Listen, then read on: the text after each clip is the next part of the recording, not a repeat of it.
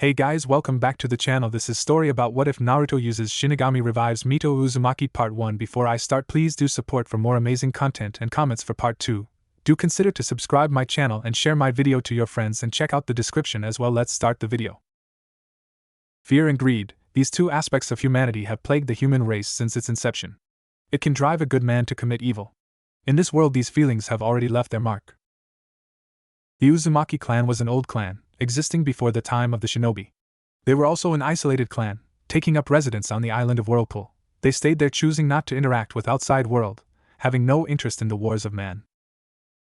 On this island, the Uzumaki would establish temples, from which they would gain favor with the god of death, the Shinigami, and the Shinigami would in exchange for their piety give them a gift. They would be given strong life forces, so that they may live longer. They would be given the power of healing, so that they may recover from their wounds. Finally, they would be given the ability to manipulate their spirit, and from this would be born Fuinjutsu.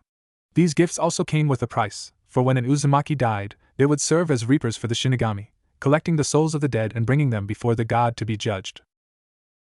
When Kaguya rose to power and ate the fruit of the Shinju, she enslaved the world and brought peace. But unlike what legend states, she did not trap everyone in genjutsu, but only those that opposed her.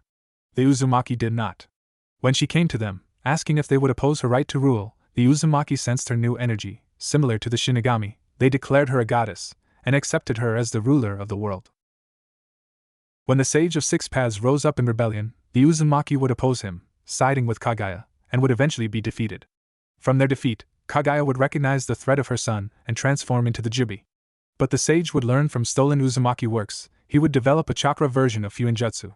When he found he could not use the spiritual Fuinjutsu the Uzumaki used, and with it he would trap Kaguya. With the war over, he would take a wife, taking an Uzumaki bride in exchange for peace, and secretly to bless his children with their power. But this Uzumaki would be tricky. She would never introduce them to the Shinigami's essence. They would never get access to the Shinigami's gifts. Years into the future, the ninja clans were established, and the ninja arts of Genjutsu, Ninjutsu, and Fuinjutsu were spread. With the samurai arts of Taijutsu and Kenjutsu adopted by this new class of warriors, these new warriors were coined shinobi. The Uzumaki, while still choosing to remain isolated, would be declared a shinobi clan rather than a clan of monks due to their knowledge in the ninja art of Fuinjutsu. It would also be during this time that the Uzumaki would change. With their defeat at the hands of the sage many years ago and the rise of chakra users, they too began to train ninjas to guard their homes.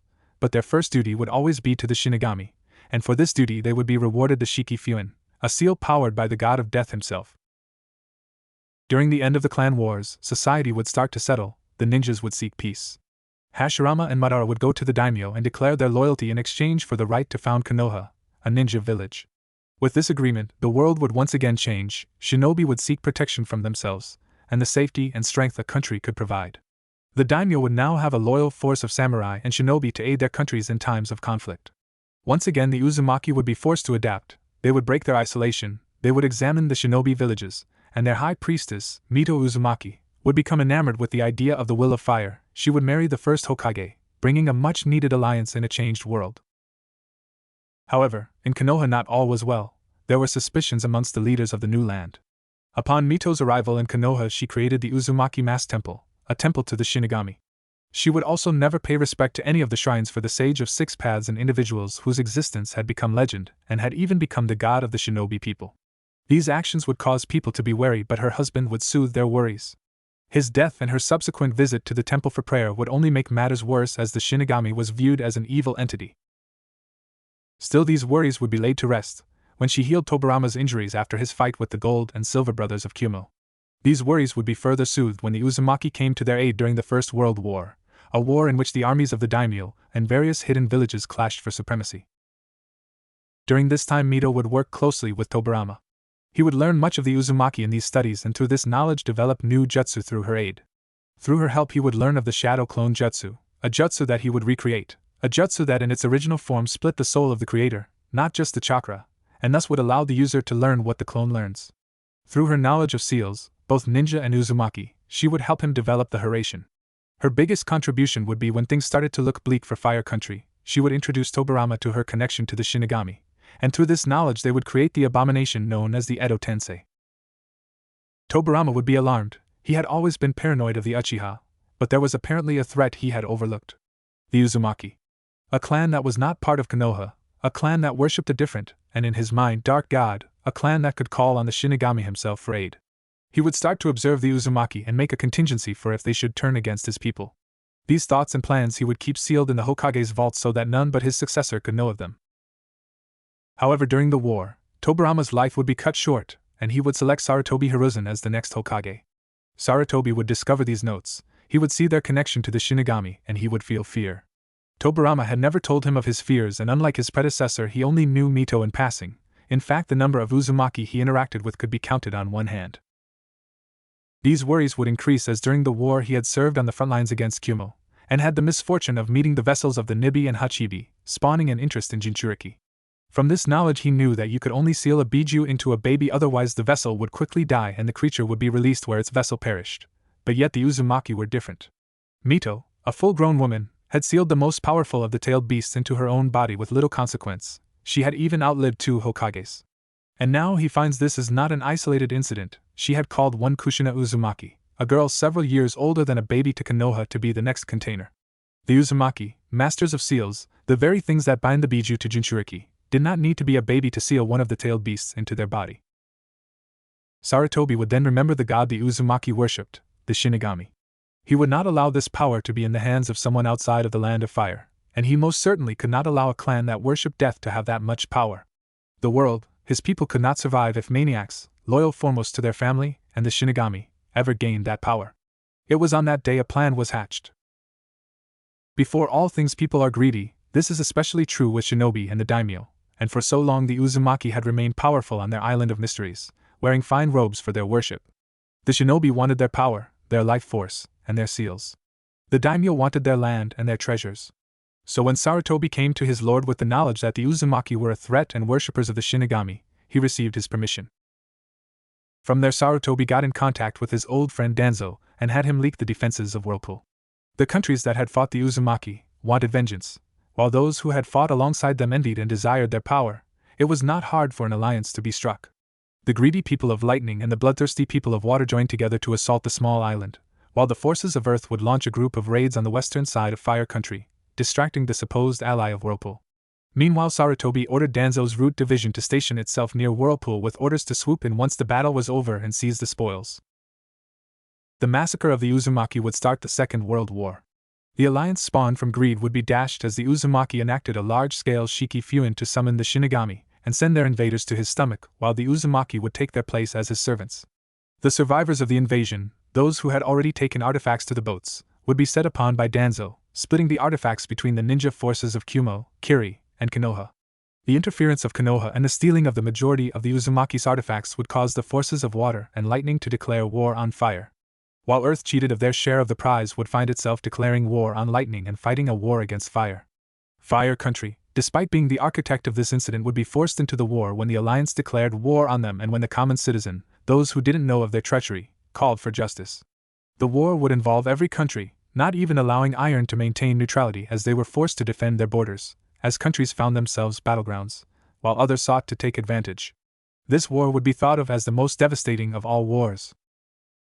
Meanwhile, Whirlpool would be sealed, never to be set foot on for many years to come, the bodies unburied, as survivors would tell stories of watching from the boats as people dropped dead on the beach, as if they were puppets and their strings were cut. Its people would know of the treachery of Konoha, as those that managed to flee that day would see as their people were killed by Danzo's men and watch as they fought over the treasures of their family. They would flee away from their treacherous ally, going to countries like Rain and Grass. As for why this is important, why the legacy of a near-dead people affects the world. The Shinigami was not happy. As a god reviled by humanity, and diminished by the Sage of Six Paths, a demigod, he did not have many worshippers. In fact, it was common for him to take a priestess after death, as a bride for a century or two before moving on, as is the way of the gods. He did not like it when he was summoned and saw the land of Whirlpool in ruins, did not like honoring the contract, killing his worshippers, though took much relish in taking the souls of the invaders. He watched as his followers fled across the world, how they still held firm in their worship and how they were persecuted. For this he ordered that all who were citizens of the countries that destroyed his worshippers' home would suffer on the battlefield, that even those who might have been saved to be collected by his reapers and sent to an early grave.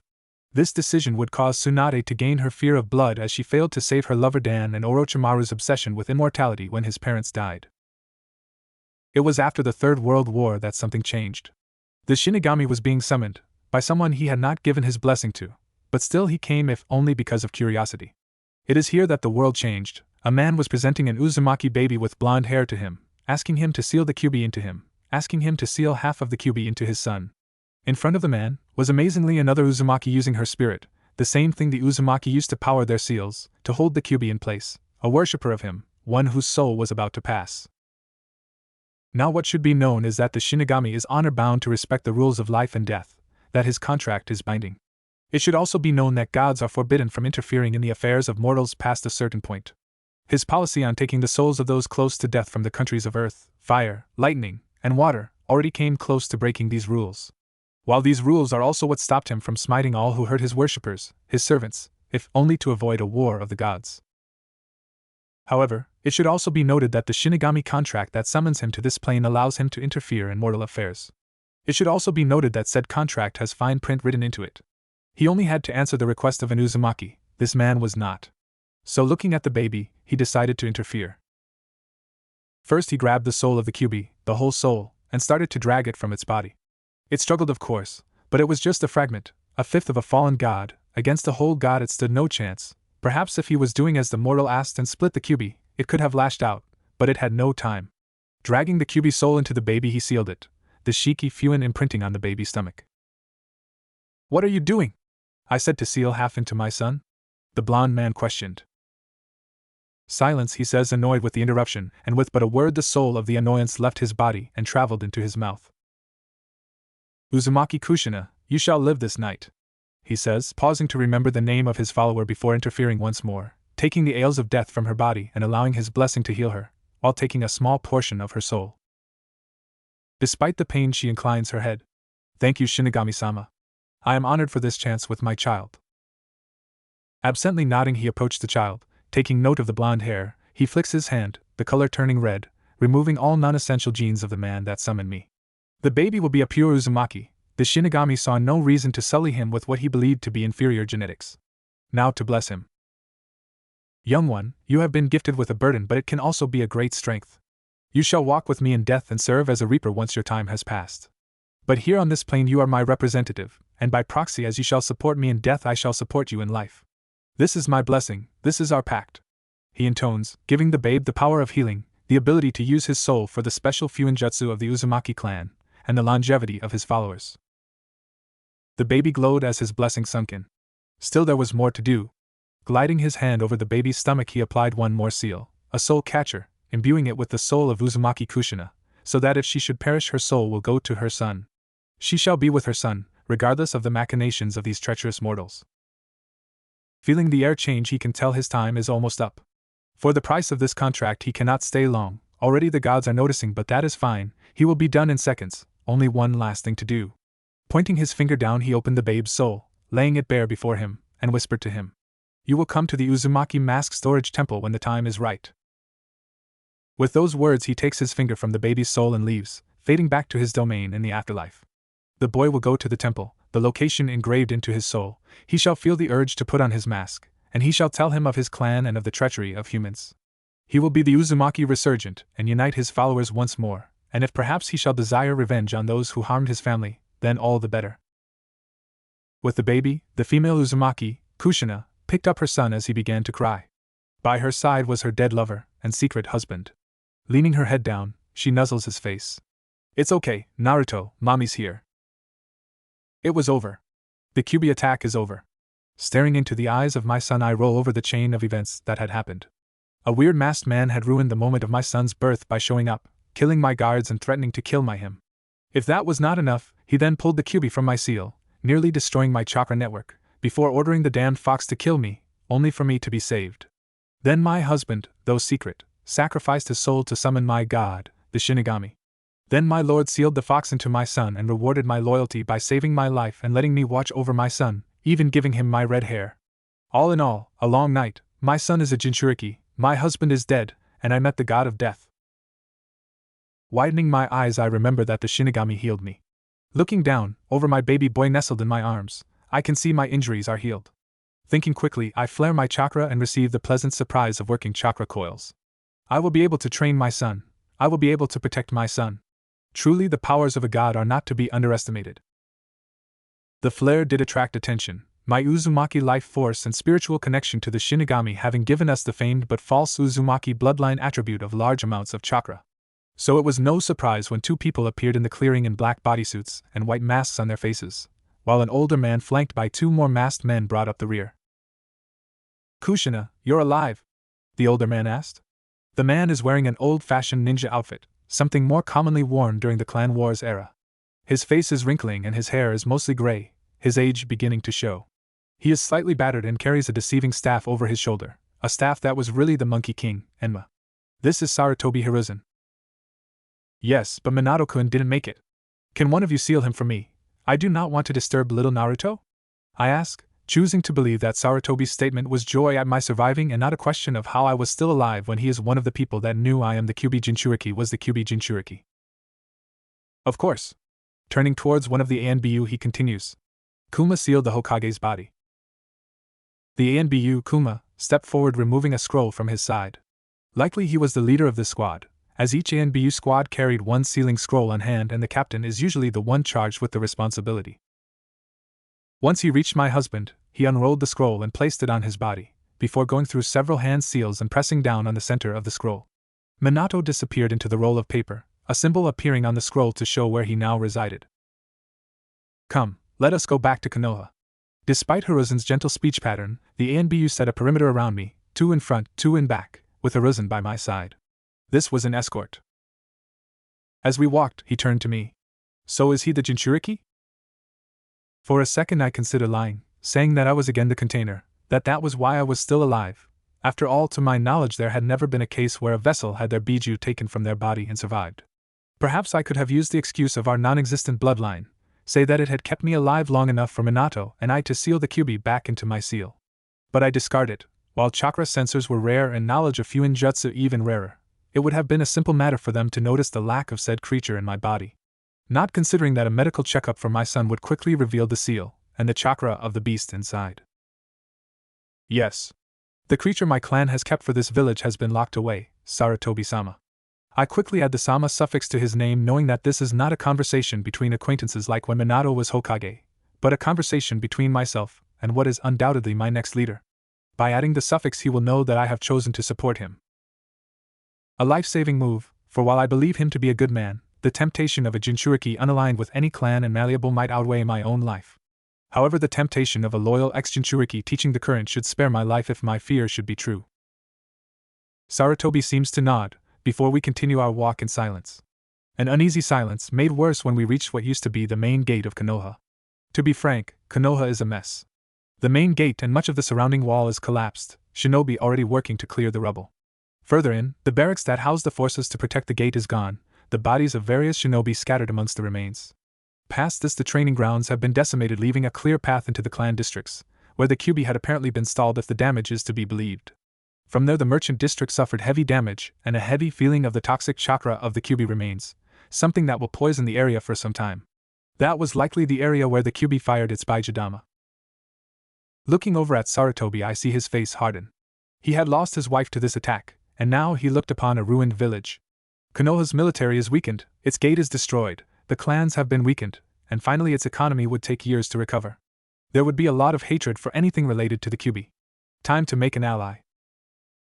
Sarutobi-sama, the village will need a leader. I cannot be it, despite my studies for it, and my closeness to the previous Hokage. I am no experienced and I now have Naruto to take care of. The people will need someone they can trust, someone who has led them through troubled times before. They will need you, Hokage-sama. I apologize, I mean Sarutobi-sama. I say this with as much vigor as I can. The title of Hokage might have been my dream, but I have a family to take care of, and my connection to the Kyuubi will easily allow any detractors to rally support to their cause and see me overthrown. No, I will need to gain the trust of the next Hokage, and Sarutobi is likely to be it. I will need his protection for my son, especially since several shinobi have seen me return from where the Kyuubi disappeared with a baby in my hands. They will know that there is a Jinchuriki, and they will assume the vessel is the child in my arms. No, the secret of who's the Jinchuriki will be known to not just the people of Konoha, but to the world. I will need the ANBU to make sure my son survives, and Sarutobi can give me them. I see. Then I shall assume I have your support, Kushina Dano. Your support will be appreciated during the council meeting. It shall be taking place in an hour. Make the appropriate arrangements. Yes, Sarutobi-sama. I smile as I walk off.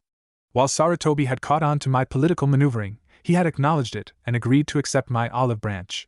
He knew I would be helpful in the coming meeting.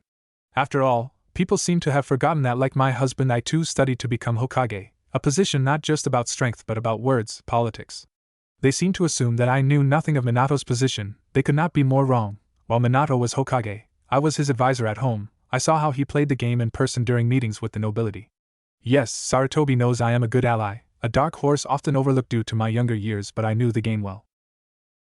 It did not take me long to grab Kakashi, a loyal student of my husband's and a friend of the family, to watch Naruto at my home in the Uzumaki district, a series of properties that were bought by Mito during the early days of Konoha, and that I expanded into a whole district during Minato's reign. Once there, I grabbed my ninja outfit, the standard uniform for a jonin, and put it on, making sure that the blood on my face stayed, a sign that I fought alongside the fourth Hokage against the Kyuubi, a show of strength. Turning, I looked at the hidden seal in the design at the top of a full-body mirror, and grabbed some key items.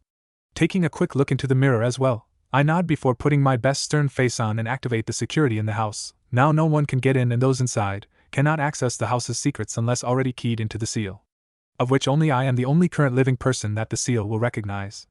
My baby and Kakashi will be safe. Getting to the bunker underneath the Hokage's tower where council meetings were held was a simple affair. The ANBU easily recognized me as the Uzumaki clan head and knew of the meeting about to take place. Once inside, I took my seat amongst the other clan heads and elders. Without a leader, we would not have to stand until the Hokage arrived. There also wouldn't be any civilians at the meeting tonight. Not for this vote. While civilians do have a say in the government of this village, they do not have a say in the election of the Hokage. The Hokage is the leader of Konoha and the leader of all ninja forces in Fire Country. This makes the Hokage a moderate noble amongst the daimyo's court, equal to the leader of the samurai forces of our country, and only lower in rank than the daimyo and their family. Usually the next Hokage is selected by both the daimyo and the current Hokage, but in times of emergency, either the Hokage or, if the Hokage is unavailable, the shinobi part of the council may select a temporary Hokage to be considered later by the daimyo. A formality, as the daimyo keeps a close watch on the council and is often in an amicable relationship with the Hokage, and thus trusts our decision. Taking in the council, I observe who arrives and, more importantly, who doesn't. The Hyuga clan head Hayashi Hyuga appears to be fine and settled, his face unreadable. He is an old player in the game of politics, raised from birth to assume the role. The Aburame clan appears damaged, its head changed as an old academy classmate. Shibi Aburame stands in as clan head. This would be his first meeting, and despite being the clan heir, now head, he has little experience. His influence will be little, and due to the nature of the Aburame is unlikely to contribute. Only listen to the arguments and pick the most logical choice.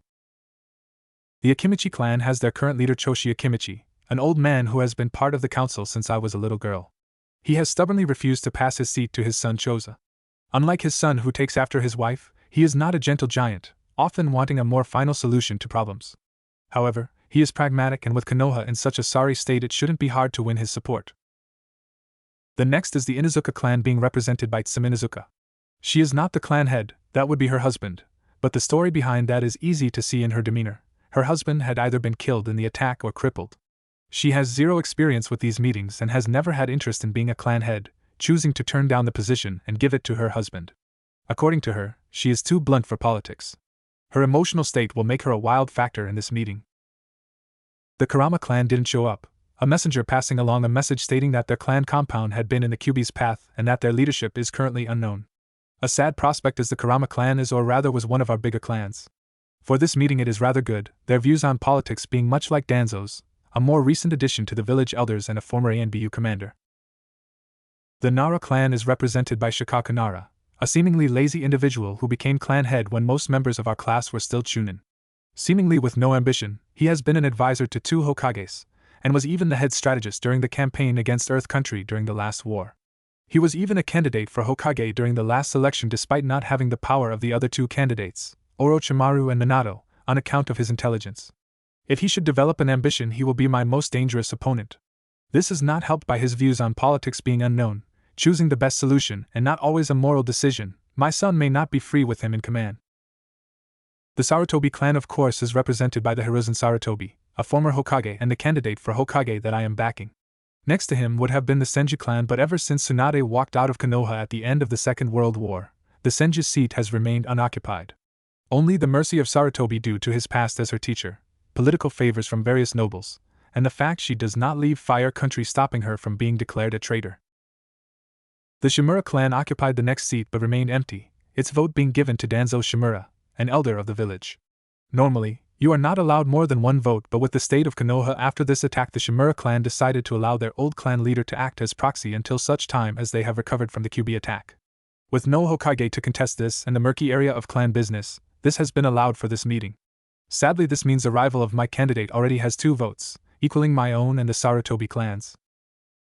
The Uchiha clan representative is Fugaku Uchiha, a wild card in this selection, but not a candidate for Hokage. As I walked the streets to the tower, I could already hear rumors of how the Uchiha may have been behind the attack. Of how Madara Uchiha could supposedly control the QB. Complete nonsense if you asked me, but I wasn't alive at the time. The masked man also attempted to control the QB, but I doubt it worked. He may not have realized it, but the QB has dreamed of Konoha's destruction since it first got sealed into Mito all those years ago. Either way, it would take a coup for an Uchiha to become Hokage anytime soon. The final clan is the Yamanaka clan, represented by Inoichi Yamanaka. Part of the Inoshikacho, he would support his old partner Shikaku to become Hokage. His views since his daughter was born have been geared solely towards peace, wanting nothing to endanger his princess, a sentiment I can understand and appreciate. While he currently clashes with the clan head of the Akimichi, their old ally, the clan heir of the Akimichi is an old friend and shares his view. While not a power block vote at the moment, in the not far future they will have a 3-vote alliance. It would be wise not to alienate myself from them.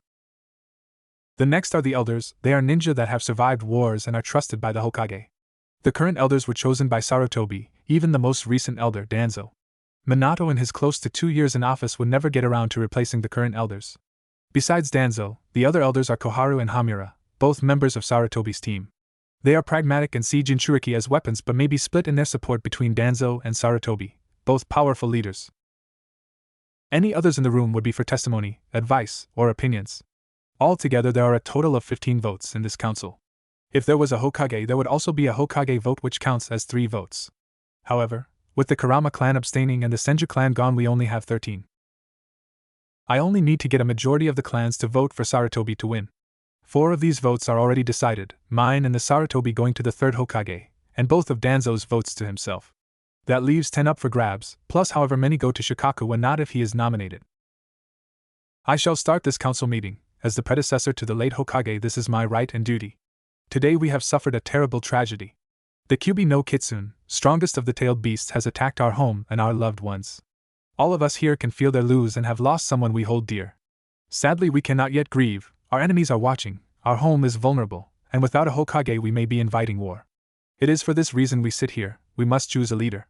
Sarutobi begins taking a position of power by stating his former position and establishing himself as chairman of the council in one fell swoop. As expected of a former Hokage.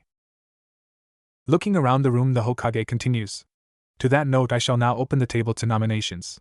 Think carefully on whom you choose. Not only will they be the leader of Konoha, but they will be in charge of every ninja in Fire Country and will lead them in times of war. Also, a Hokage will have routine interactions with the royal family. All candidates must be both strategic and diplomatic, so once again choose carefully. I nominate Shimura Danzo, bellowed the loud voice of Choshi Akimichi. I nominate Nara Shikaku, Inoichi states. I nominate Uzumaki, Kushina, Fugaku contributes. I nominate Sarutobi, Hiruzen I speak. Waiting a few moments for more nominations, Sarutobi clears his throat. Since I have been nominated for Hokage, I shall transfer chairmanship of this council to Hyuga, Hayashi, so as to avoid an abuse of power. I shall accept this honor and uphold the honor of this council and the integrity of the title of Hokage, Hayashi states formally as he takes over chairmanship of the council. A powerful choice to give the position to, as the Hyuga will appreciate the show of trust. Already in Hayashi's mind he can see a favorable relationship with Sarutobi if he is willing to turn over chairmanship of a Hokage election to him. As for the nominations, I am slightly surprised at the open disagreement between the Akimichi and Yamanaka clans. It would not have been absurd to have assumed that they had talked in the time before the council and agreed on a candidate. Still, I expected a little conflict. No, what truly surprised me was the Uchiha clan nominating me for the position. While I am not surprised to be nominated, being a powerful kunoichi, a friendly person, and knowledgeable of politics, I did not expect the Uchiha clan to be the one to do so. Perhaps there is enough reason to worry about the rumors of the Uchiha being behind the attack, enough that they want an ally on the seat of power. My relationship with Mikoto, Fugaku's wife is not a secret after all. Now we shall give the nominators a chance to state their reasons, then the nominees shall state whether they believe themselves qualified for the job. Due to the nature of the disaster we are facing, we shall not be taking a recess, nor shall we allow for deliberation. The vote must take place at the end of this meeting. Also, until such time as we have a leadership, discussions on the reconstruction of Konoha will be put on hold until a later meeting. Are we in agreement? Hayashi mandates, setting down the rules of the election. How was the collective response? We all knew what is at stake. If Konoha cannot produce a new Kage, and soon, the shinobi forces in our country will be leaderless, leaving our nation vulnerable to our opportunistic neighbors. The timetable has been acknowledged. Akimichi, Choshi, please explain your selection. Hayashi requests. I shall keep this brief as we all want to be home. Konoha is vulnerable, and as such the land of fire is vulnerable. Our enemies will not come with samurai armies or engage our teams during missions. No, they will come with sabotage and assassins, doing their best to break our economy and destroy our leadership. Then they will attack and we shall be left defenseless. The reason I nominated Danzo Dano is because we need our forces ready for these actions. The shinobi stationed here in Konoha are diminished, and we will not recover our numbers so quickly. But Shimura Dano used to command the ANBU. He knows how such forces think, and he knows how to use small numbers we currently have, to accomplish an objective. For our immediate safety we must elect Shimura, Danzo the 5th Hokage. Choshi explains, his words entrapping the other two elders, their heads already nodding to his words. Next, Yamanaka Inoichi. Why have you elected Nara Shikaku? Hayashi asks. I look around this room and I see our choices, 2 men that are past their prime, and a woman. While I have nothing against Shimura Dano or Sarutobi Dun, the other nations shall view it as a lack of Kage-level shinobi. It is also sad but true that most shinobi do not live to their 50s, not ones that have served where they have, and those that do not live past their 60s. Electing them will be a temporary fix, one maybe 5 years later we will have to address. The other nations will view an opportunity if we have cycled through leaders again so soon. Then our other choice is a woman. There has never been a female Kage, and while I have nothing against Kushina as a person, the other nations still look down on females. Yes, we know of Kushina, she is a powerful warrior, one of the strongest in our village, and the world still remembers the power of Tsunade, the weakest of the Sannin. But at the end of the day, the election of a woman will invite attack. It is sadly the perception of our world. I nominated Naradano because of several reasons. One is his age. With his election we shall have a Hokage for many years to come, one young enough that our children will be ones to debate on the next Hokage. The other is his strategic knowledge. Naradano is one of the most dangerous strategists in the elemental nations, known for outmaneuvering forces 3 times his own and decimating them. Such a man would silence the other nations, for none would want to fight such a man on his home turf. The final reason for picking him is because he is a balance between Sarutobi Dano's and Shimura Dano's ways, balancing aggression with diplomacy, as has been shown numerous times in this very council room. This balance will lead us away from war, warding off our enemies but not instigating a conflict, one that will involve our children. Inoichi's impassioned if not aggravating speech attracts its followers, the Aburame and a reluctant Inuzuka, the children part grabbing her support. Allowing a moment for the Yamanaka's words to settle, Hayashi turns to Fugaku. Uchiha, Fugaku, please give your reasons for why you nominated Uzumaki, Kushina. I will admit that I am being partly selfish in my nomination. It is no secret that Uzumaki Dano is a friend to my family. However, this friendship has allowed me to get to know her. She is an intelligent woman, knowing the most complicated of ninja arts, Fuinjutsu. My wife and I saw as she fought in the war and how it affected her, watched as she increased the Uzumaki properties into a whole district, and have seen her strength. I have watched her grow from a foreign orphan into a successful member of our society. She knows our ways and is both merciful and vengeful when appropriate. The daimyo and his family know her, just as they know Sarutobi Dano, as she served as advisor and confidant to the Hokage during the 4th Hokage's reign. Let us not forget how during the Second World War, when the public cried for vengeance for the people of Whirlpool, the daimyo used her to help propaganda during the war, meeting with her between several war rallies. None of the candidates are closer to the daimyo's family, the heirs to the throne. Finally, there is her lineage with the Senju to consider. By her legacy she is indirectly related to 2 of our Hokages. The acknowledgement of this lineage will soothe the people putting something familiar into power. Kushina herself is young and from a clan famous for their longevity and healing. With her as Hokage we could see an unprecedented stability in our leadership, and while not a strategist of Shikaku Dano's level, she is still quite feared on the battlefield. In summation, I believe that her familiarity with the current leaders of the world through her experience as the confidant and advisor to the late Hokage should be considered, as should her power and lineage connecting her to the first 2 Hokages. Fugaku concludes. His words seemed to have affected the elder Hamura the most, as well as the Nara clan head. If I actually wanted to be Hokage at this time, I would have to thank him. And finally, Uzumaki, Kushina, why do you think Sarutobi, Hiruzen should be Hokage? Hayashi finally turns to address me. I believe Sarutobi Dano should be the Hokage for several simple reasons. One is that Sarutobi Dano has already been Hokage and was Hokage longer than any two Hokages combined.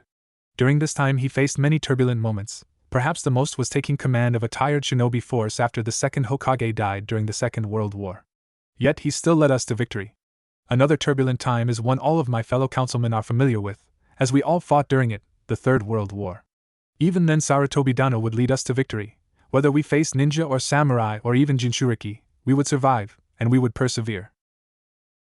Look around Konoha, our walls have been torn asunder, barracks have been shattered, clans decimated, and even the civilian quarter lies in ruins. This is not the time for a new leader, it is a time for a successful leader, and Sarutobi Dano has been just that. The truth is that we need a leader, a tested leader. You speak of the new blood and how it would be temporary, then let it be temporary, let him establish us once more. He can train his successor, take us as advisors, as generals, and when he steps down, he will know who is better for the job. That is why I believe Sarutobi Dano should be our leader in these desperate times. It is because he has been here, and he has succeeded. Can any others say the same? I finished my impassioned speech with a solemn note, catching many of my counselors up in the emotion, something I had learned from Minato. Sometimes you did not need fancy words, you just needed passion, and people that will listen, that will feel it, and then they will get swept up in it. Right now they are remembering the days of glory under Sarutobi, days we want to keep. Hayashi pauses and collects himself before addressing the council once more. You have heard the reasons for nomination, now let us hear from the candidates themselves. We shall start with Shimura Danzo. Konoha is vulnerable, it has lost its protection and has been brought into the light. The shinobi of our village have lost their appearance of invincibility, and like the samurai who die on the open field, we have been exposed as mortal. If I am elected, I shall get us back our mysticism, put a legend out there that only the mightiest demons of hell can harm us. We shall retreat into the shadows, we shall counter our enemies and eliminate those who threaten our homes. We will be feared, and most of all we shall be left in peace. Well, that was haunting, and the peace statement at the end was something I never truly expected Danzo to say. As he often says, there is always a war going on, it is his job to keep it silent. However, it is clear that if he is elected we shall become the assassins of lore once more, no more escort missions or D-rank missions, an interesting prospect. Nara, Shikaka, please state why you should be elected. After hearing the words of those who have spoken before me, I have decided that I will not accept my nomination to the Hokage seat. Instead I shall vote with Uzumaki Dano. Uchiha Dano is right, she is the prime candidate, while at the same time Uzumaki Dano is right in that Sarutobi Dano is a proven leader. If Sarutobi Dano should win, then as Uzumaki Dano has stated, I shall offer myself as his advisor while Uzumaki Dano can be his general. I shall see what my chosen candidate thinks. Since if I trust Uzumaki Dano enough to be Hokage, then so too must I trust her judgment on who should lead. Shikaka says, giving his endorsement to either Sarutobi or myself. I did not realize I had this much influence. Perhaps a contingency plan is in order. If Sarutobi turns out to be untrustworthy, then maybe an alliance can be made. One I can use to protect my son. Uzumaki, Kushina, would you give this council the reasons for why we should elect you? Hayashi continues with the proceeding after Shikaka's pledge of support to my cause. I too would like to withdraw my nomination for Hokage. I believe the fourth Hokage would have wanted Sarutobi Dano to be the next Hokage. After all, I should know best. Minato-kun was my husband. There were shouts of surprise and a call for order, as I quickly pulled the paper I took from the seal in my mirror out. What I hold in my hand is proof of my marriage to Minato-kun, witnessed by Jiraiya of the Sannin, Sarutobi Dano, Hatake Kakashi, and the fire daimyo himself, Koshiro Nobunaga. With this document I can say with confidence that I would know my husband's wishes best, that he would want Sarutobi Dano to be the next Hokage. I laughed slightly in my mind. It might have caused a little chaos, but tradition states that the Hokage elects the next Hokage. What I had just done was throw doubt onto their choices, and now there was no chance for a rebuttal. In the back of their minds they will think about how I, the wife of the previous Hokage, the one who knew him best, had stated he would choose Sarutobi. Now all Sarutobi had to do was give a few convincing words and he shall once again be Hokage. Thank you, Namikaze. Hayashi begins before I interrupt him. Uzumaki. Minato-kun took my name. As of the two of us, I was the one with a clan. Minato-kun's name was legally Uzumaki, Minato. I state before I officially lose my clan name while also declaring a former Hokage as a member of my clan.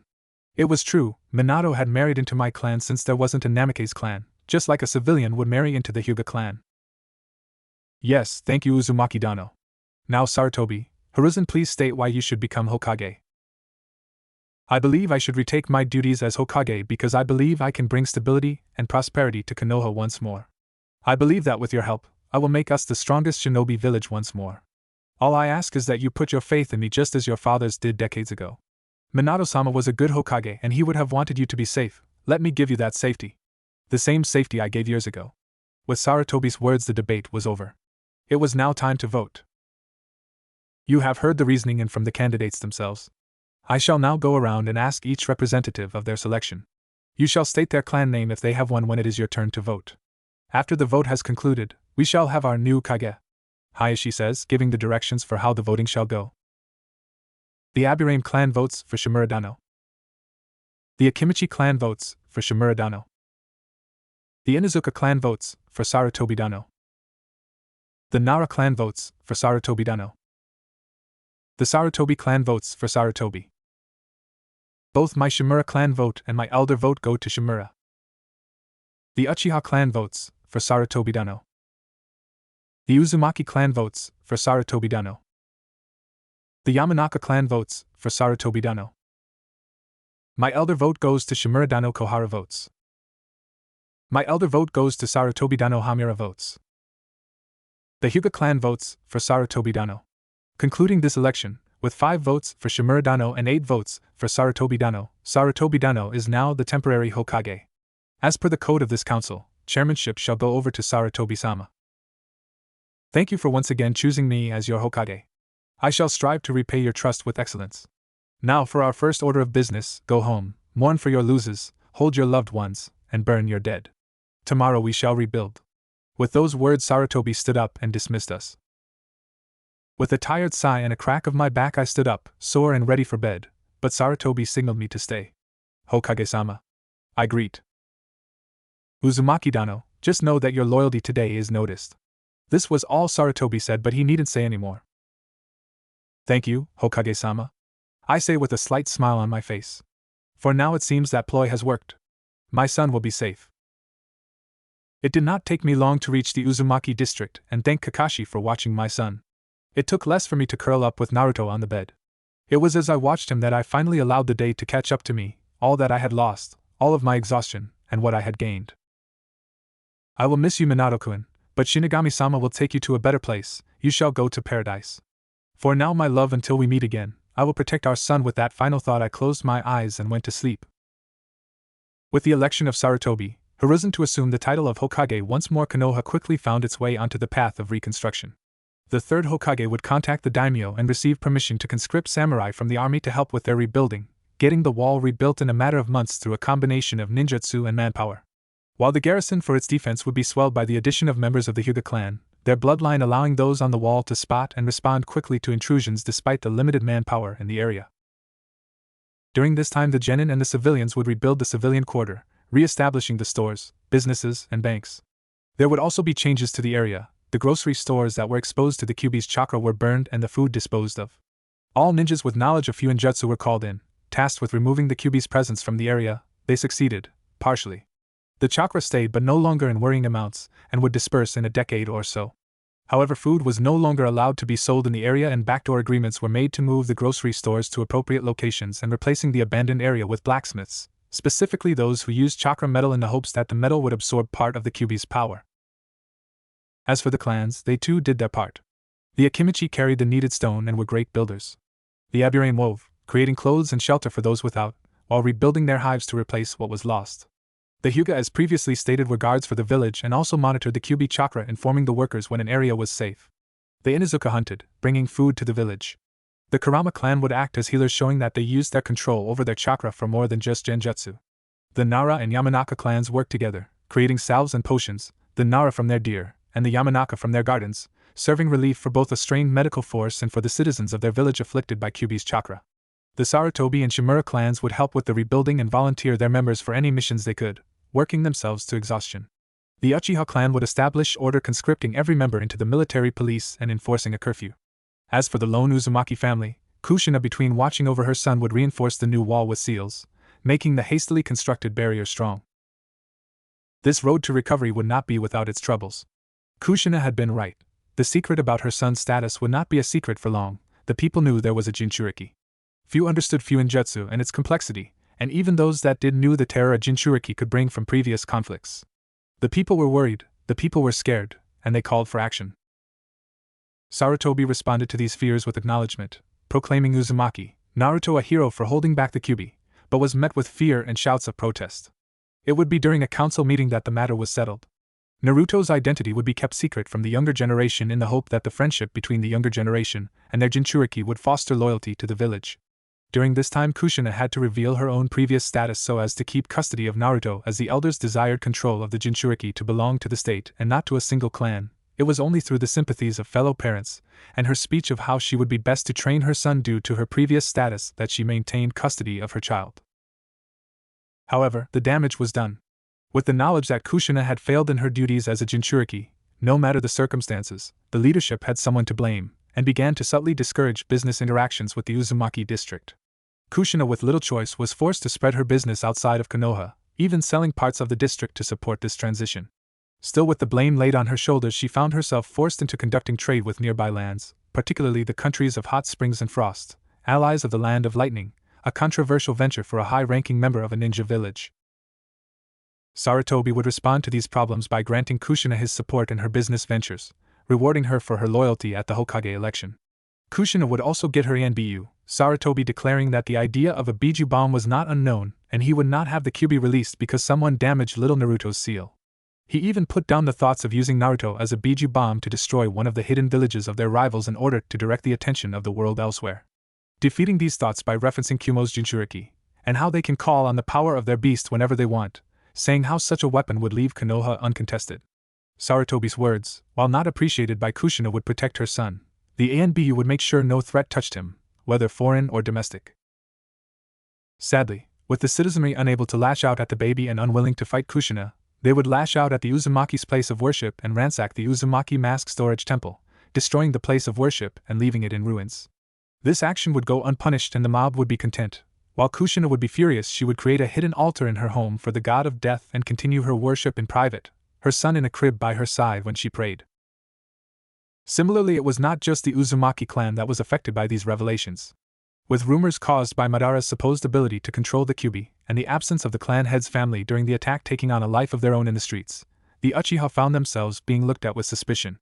Fugaku could not dispute these rumors for the embarrassment of admitting that he and his wife were passed out from exhaustion from certain activities while their son, Itachi, was out watching their other son, Sasuke. The admission alone would make a mockery of the Uchiha clan and had no guarantee of stopping the rumors.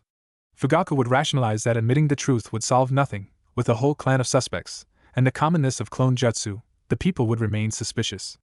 After all, Fugaku's greatest sin is his pride, and he cannot imagine a world without it.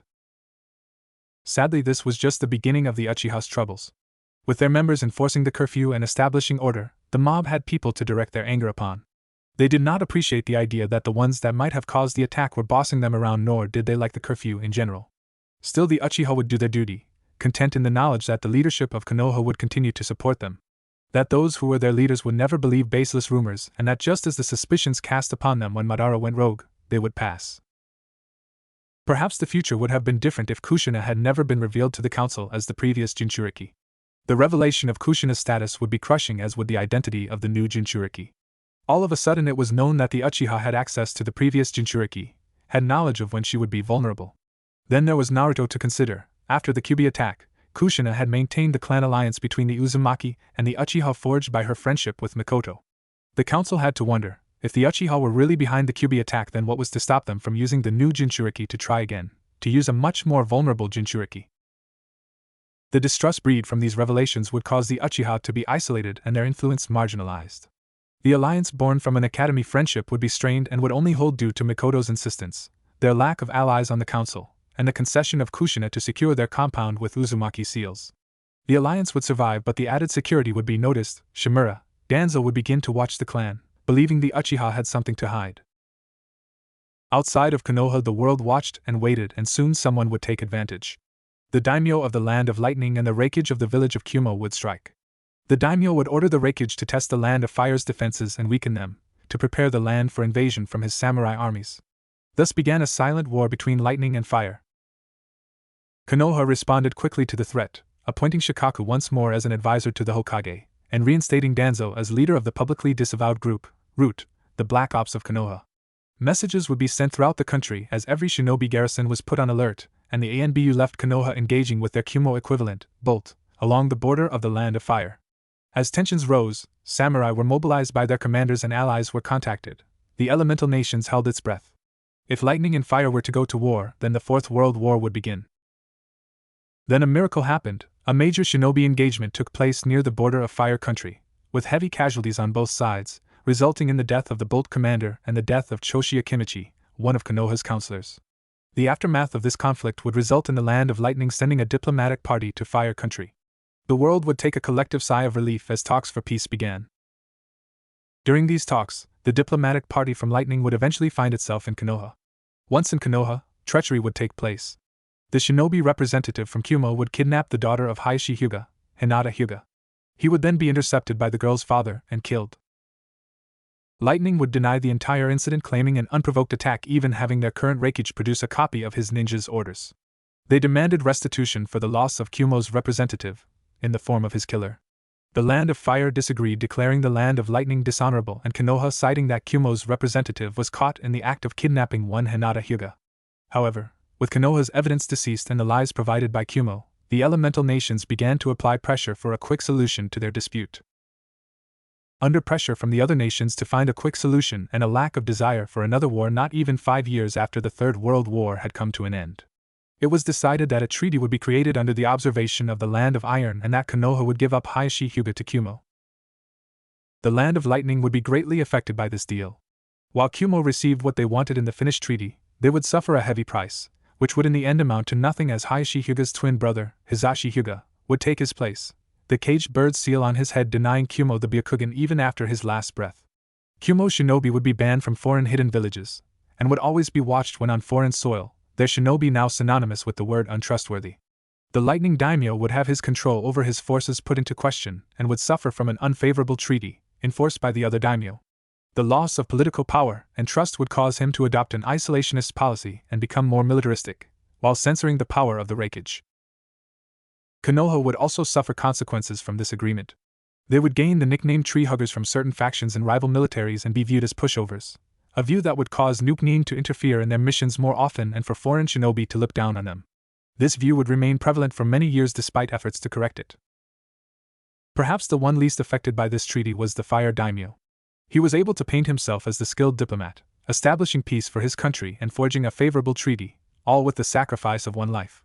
He would even take another wife, Lady Jimmy, the sister of the current Lightning Daimyo, in exchange for the sacrificed Hyuga's life, giving himself away to install his own ruler in Lightning Country if something should happen to the daimyo's family, and if she were to produce a son. Yes, perhaps the greatest sin of the Fire Daimyo, Koshiro Nobunaga, is greed, but he is quite good at it. As for Kushina, she now found herself estranged from the Hyuga as well as the Akimichi, as her trade with the allies of the Land of Lightning, the lands of hot springs and frost, were well known. With the near war between her home and Lightning, those who conducted trade with their allies are looked upon with suspicion. This suspicion would bring up once forgotten concerns. The people would whisper of the worshippers of death, of how they killed for fun and for pleasure. They would speak of her being foreigner and not one of them, as they did in her youth. Then they would consider her connection to the Uchiha, the instigators of the Kyuubi attack, and of her connection to the new Jinchuriki. They would begin to feel fear, wondering if she would unleash the Kyuubi to sacrifice them to her dark god. Kushina would see these changes, but she could not run. Naruto needed her, and as long as he was a Jinchuriki he would be hunted. So she began to make arrangements. Moving her businesses once more, she began to traffic her products to a more disreputable sort. The kind with connections, the kind that can make people disappear, and began to entrench herself into their world. She would be ready. In 3 years she will be ready to disappear with her son, and to a place they can escape the fear. As Kushina grabbed her now 3-year-old son, and she began to lead him in a prayer to the Shinigami for safety and guidance at their small hidden altar, the Uchiha began to act. With the kidnapping of the Hyuga heiress and their connection to Kushina, people began to ask questions, wondering why the clan hadn't kept watch over the treacherous people of Kumo, and from these questions wild accusations began to form. One such accusation was that they were in on it, and were going to use the Uzumaki trade routes to smuggle the Kumo scum back to their village with the heiress safely in hand. The Uchiha had heard these rumors, said by drunken men, and saw how their supposed connection to the Kyuubi attack had poisoned the minds of the citizenry. It was perhaps this outlandish theory that put them over the edge. To the Uchiha clan, it didn't matter if one bitter drunk needed someone to blame. They were tired of the state of things. They had watched as the village they were loyal to turned their backs on them. They watched as their power withered and died until they had the influence of a minor clan at best. They watched as the rabble insulted their honor and called them traitors, accusing them of the Kyuubi attack. They also watched as their last ally, Kushina, the only one to stick by them, was persecuted. The Uchiha clan was done with it. They had decided that if they would not get the respect they deserved, then they will take it. It was on this day, in the aftermath of the treaty, that the Uchiha clan began to plan their coup. Meanwhile, in the Shimura compound, Danzo watched and waited. He gave no credit to the rumors, finding them ridiculous at best, but there were coincidences, and he did not trust either the Uzumaki or the Uchiha. The minute either stepped out of line, he would have his root bring them to heel, but for now he would wait. He knew his vice, paranoia, but in the world he lived in, it had always served him well. So it was that while the elemental nations avoided war, Konoha began to tick. A race against time had begun between Kushina, the Uchiha clan, and Danzo. Would Kushina be able to escape from Konoha with her son, or would the Uchiha clan launch their coup before Konoha can prepare, or would Danzo catch them in the act and have them executed as traitors? Only time could tell. A crow flew through the air over the village of Konoha, its cry echoing through the morning, as people went about their day. It has been 5 years since the Kyuubi attack, and Konoha no longer bore its scar. It had been rebuilt, and life had seemingly returned to normal. It is inside of one of these homes that a lesson is taking place, a lesson between a red-headed woman and a red-haired child, Kushina and Naruto Uzumaki. The both of them are wearing white robes with red lining, similar to what one would expect a monk to wear. The room is a largely empty room with a wooden floor and one entrance. At the rear of the room is a hidden seal concealed by the swirling waves that decorate the nearly bare walls save for one lone clock. In this seal is an altar to the Shinigami. In the center of the room, the two Uzumaki sit upon mats, their legs crossed. In the two corners by the entrance, there were practice weapons and sealing supplies, with a small table perched against the wall. This is the Uzumaki's secret place of worship, disguised as a meditation/training room. Alright, Naruto-chan, name one of the tenets of our religion. Kushina says with an encouraging smile. All are equal in life as we are in death, for we are all judged in death. Naruto states with a smile, stumbling for a second before finding the answer. Very good, now do you know what this means? Kushina asks. Be a good person? Laughing, Kushina shakes her head. Yes, that's one way to put it. However, you missed the end, and all shall be judged by their deeds and goals, for in death all is laid bare. It is perhaps the most important tenet of our religion. Good choice. Ka-san, why are you a ninja then? Isn't killing wrong? Isn't it murder? The Uchiha arrest murderers. Naruto says, his face scrunching up as his young mind makes connections. Oh, you are so adorable. Kushina lunges and grabs her son into a hug, settling him onto her lap. Ka-san. I am serious. When I was visiting Mikoto Bazan, we visited Fugakudano at his work. People were talking about how murderers were bad. Yes, killing without reason is wrong, however we are judged by our deeds and our goals. I am a kunoichi because I love you and I want you protected, and I killed to protect my family and our lives. Kushina explains. But what if they're innocent? Innocent? Kushina prompts. Yeah, innocent. What if they have a family? Naruto asks. Placing her head on top of his, she speaks, then you must value your own life. What if I hesitated and didn't come back? No. You can't die, you're invincible. Naruto shouts, his young mind unable to imagine a life without his mother. Oh, if only that were true. Kushina thought before a teasing smile came to her face. I see you know the word invincible but not innocent. Perhaps because you aren't so innocent yourself, I've seen you manipulating others. Ka-san, I am innocent. Ka-san, what does manipulation mean? Naruto asks. Tricking people into doing what you want. Like when you pout at Mikoto-chan to get a piece of candy, or like when you tried to make me breakfast to get out of trouble. You even tricked foreigners into shopping at our stores by putting a cute look on your store and telling stories of the other stores. I am so proud of you. Kushina says, squeezing him into her chest. Ka-san. Naruto whines. Releasing him from her hold, she takes him out of her lap. Naruto-chan, I want you to pay attention. Those that worship the Shinigami recognize the protection of one's family to be one of the most noble of deeds. It also views protecting one's life and the violent pursuit of justice to be acceptable as well. Yes, Ka-san. Good. Just remember, when you take a life, do it for the right reasons. Never put yourself in danger because you hesitated. Remember, if for some reason an innocent person, a good person, should die by your hands, that they will be judged by the Shinigami, and if they are truly a good person, then they shall see paradise. Life is a test and death is your reward. Kushina says, keeping her eyes locked on her son's, making sure she has his attention. I get it, Ka-san. If a good person dies, then they go to paradise. If a bad person dies, they go to the void. Naruto states. Kushina nods before looking at the clock on the wall. Now let us review what I have taught you about chakra and our techniques. What is chakra? The Konoha Academy defines chakra as a mix of physical and spiritual energies, while the Uzumaki defined chakra as a mix of physical and mental energies. Good. What are the basic uses of chakra? Chakra can be used for shinobi techniques, ninjutsu, genjutsu, and fuinjutsu. Naruto answers confidently. You forgot one.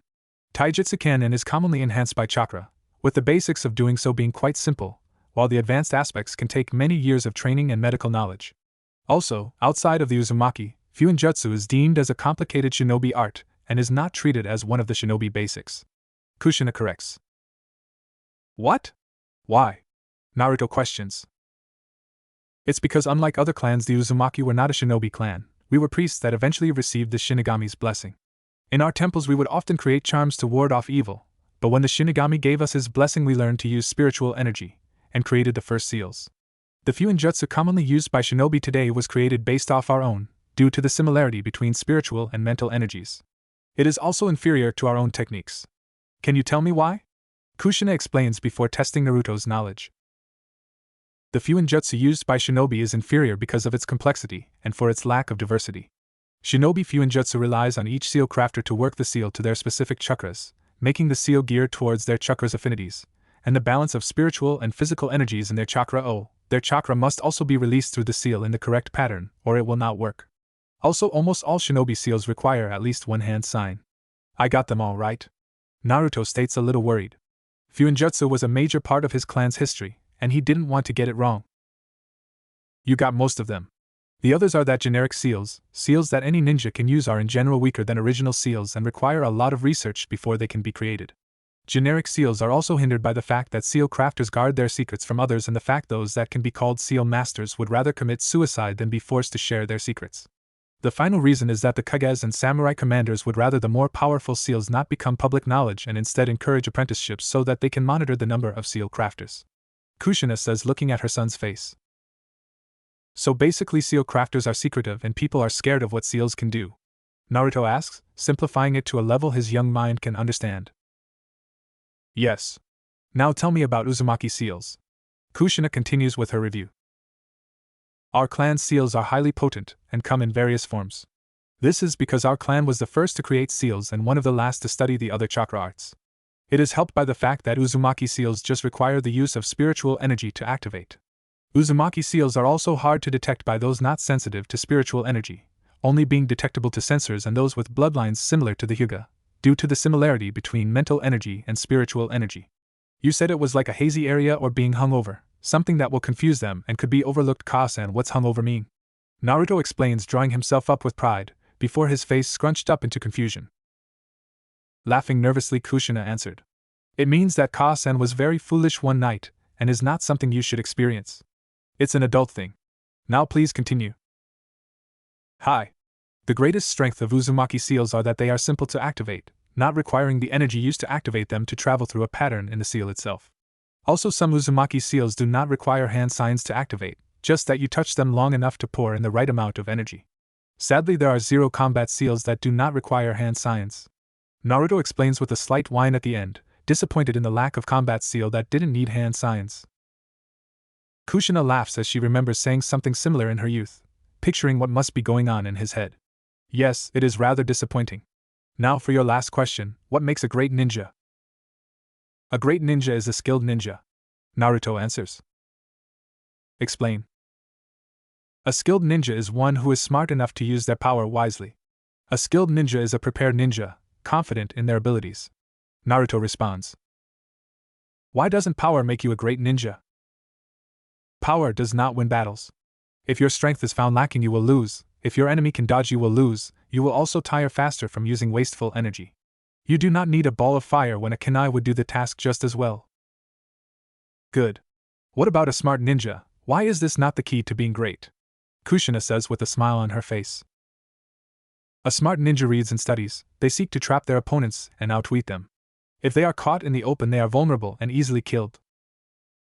A fast ninja? A fast ninja is better with his path clear and nowhere to stumble. Put obstacles in his way and he will fall.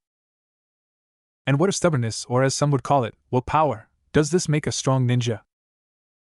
That is a ninja that does not understand defeat. They will never give up and can be intimidating. They are also a dead ninja. A great ninja knows when to retreat and when to fight. Good. Now Sochi-kun, go get changed and packed. Ka-san needs to go on a mission and you are going to Mikoto-chan's house. She has agreed to watch over you for me while I am gone. Hi! Naruto exclaims before rushing out of the room. Kushina, while an overprotective mother at the worst of times, was okay with Mikoto Uchiha watching her son, as she had been her best friend since the academy. This was also helped by how safe the location was. The Uchiha were a large clan with over 200 active shinobi in their compound. She could agree that the area was quite safe for her son. This is also because Kushina added security seals to the compound, Uzumaki security seals, back when their alliance had been strained before the Kumo conflict. Now their compound had 3 types of Uzumaki seals protecting their compound. The first was an Uzumaki intent seal. The intent seal felt the soul of any who tried to enter the compound and would bar those feeling large amounts of negative emotions or killer intent. In its current state, it maintains a transparent field of chakra around the compound, including under, that will instantly repel those with negative intentions. It was flawed as clan members could still come and go, but the likelihood of someone killing their own family was small. It also needed a blood sample from all living Uchihas so that the seal would recognize them. The intent seal that she had used included a chakra conversion seal in it so that the Uchiha clan's chakra could power it, if she was not around. It should be left unsaid that Kushina left a back door in the seals so that she could get into the compound should anything happen to her son. The next seal is simply a life force seal. It is an Uzumaki seal powered by the Uchiha clan itself. It is a seal that was placed in the center of the compound with corresponding seals interwoven into the intent seals that surrounded the Uchiha's home. As with the intent seals, all currently living Uchiha had to donate a drop of blood so that they could be recognized by the seal. What this seal does is alert the clan, should one of their members die inside of the compound. While it is faulty in that it will alert even if one died of old age, the drawbacks are outweighed by its advantages. There are even 3 locations that have receiver versions of this seal and can sound the alarm if their clan should come under attack. These 3 locations are the clan head's house, and 2 buildings on the opposite sides of the compound. The last seal is an Uzumaki tamper redundancy seal. This seal does exactly as its name says, it checks for tampering. The seal is a classic of the Uzumaki, detecting when others attempt to bypass, destroy, have destroyed, or read their seals. It will shoot a flare into the sky upon noticing the intrusion. If it is being read, then it will destroy the seal if it does not receive the proper hand sign and a dose of spiritual energy so as to avoid the seal's secrets from falling into another's hands. The redundancy lies in the second tamper seal connected to the first, making it so someone would have to disable both seals to avoid detection. It is one of the greatest masterpieces of the Uzumaki clan, and one they agreed never to make a chakra version of. All Uzumaki tamper redundancy seals are run solely off of spiritual energy. The final layer in this seemingly unstoppable security is a shelter built under the compound. While Kushina only knew of the underground structure's existence, and not its purpose, she had made sure to put the barrier for the Uzumaki intent seal under the structure as was requested of her. This security, along with their number of active ninjas, would make the Uchiha compound one of the most secure places in all of Konoha. Feeling content in the knowledge, Kushina went to her room and changed her clothes into the standard Jonin outfit, pausing just a moment to stare at her stomach, remembering what used to be sealed there. With a shake of her head, she filled her kunai pouch, carefully counting what she put inside. Then she grabs a pre-packed backpack and puts it on, preferring not to seal it at this time. Finally, she grabs a scroll from one of her drawers and attaches it to a string along her waist. Tying her hair into a ponytail, she takes a moment to go over her mission. Alright, I managed to get a mission to Tea Country. My mission is to bring a scroll to a minor noble in Tea Country, quick and easy, just why I requested it. Not only will I get some easy money, but I have business in the country, and it's on the way. Now I have 10 kunai, 20 shuriken, and 2 explosive notes. If I am successful, then soon Naruto and I will be safe, just 1 more year. Finished with inspecting herself, she walks out of her bedroom to meet up with Naruto in the hall, a small bag by his side.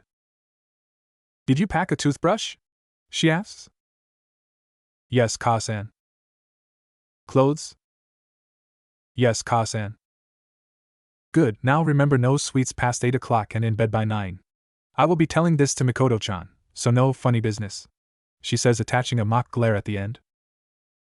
Yes, Ka-sama. Naruto responds, switching to the sama suffix upon seeing Kushina's glare. With a nod and a wide smile for messing with her son, Kushina opened the door and they stepped out, quickly moving to the Uchiha compound, where Mikoto was waiting for them. Thank you for doing this for me, Mikoto-chan, Kushina says upon seeing her. No problem. Naruto-kun is practically a member of the family, Mikoto replies. Okay, I have already told Naruto-chan this, but could you make sure that he doesn't eat any sweets past 8 and is in bed by 9?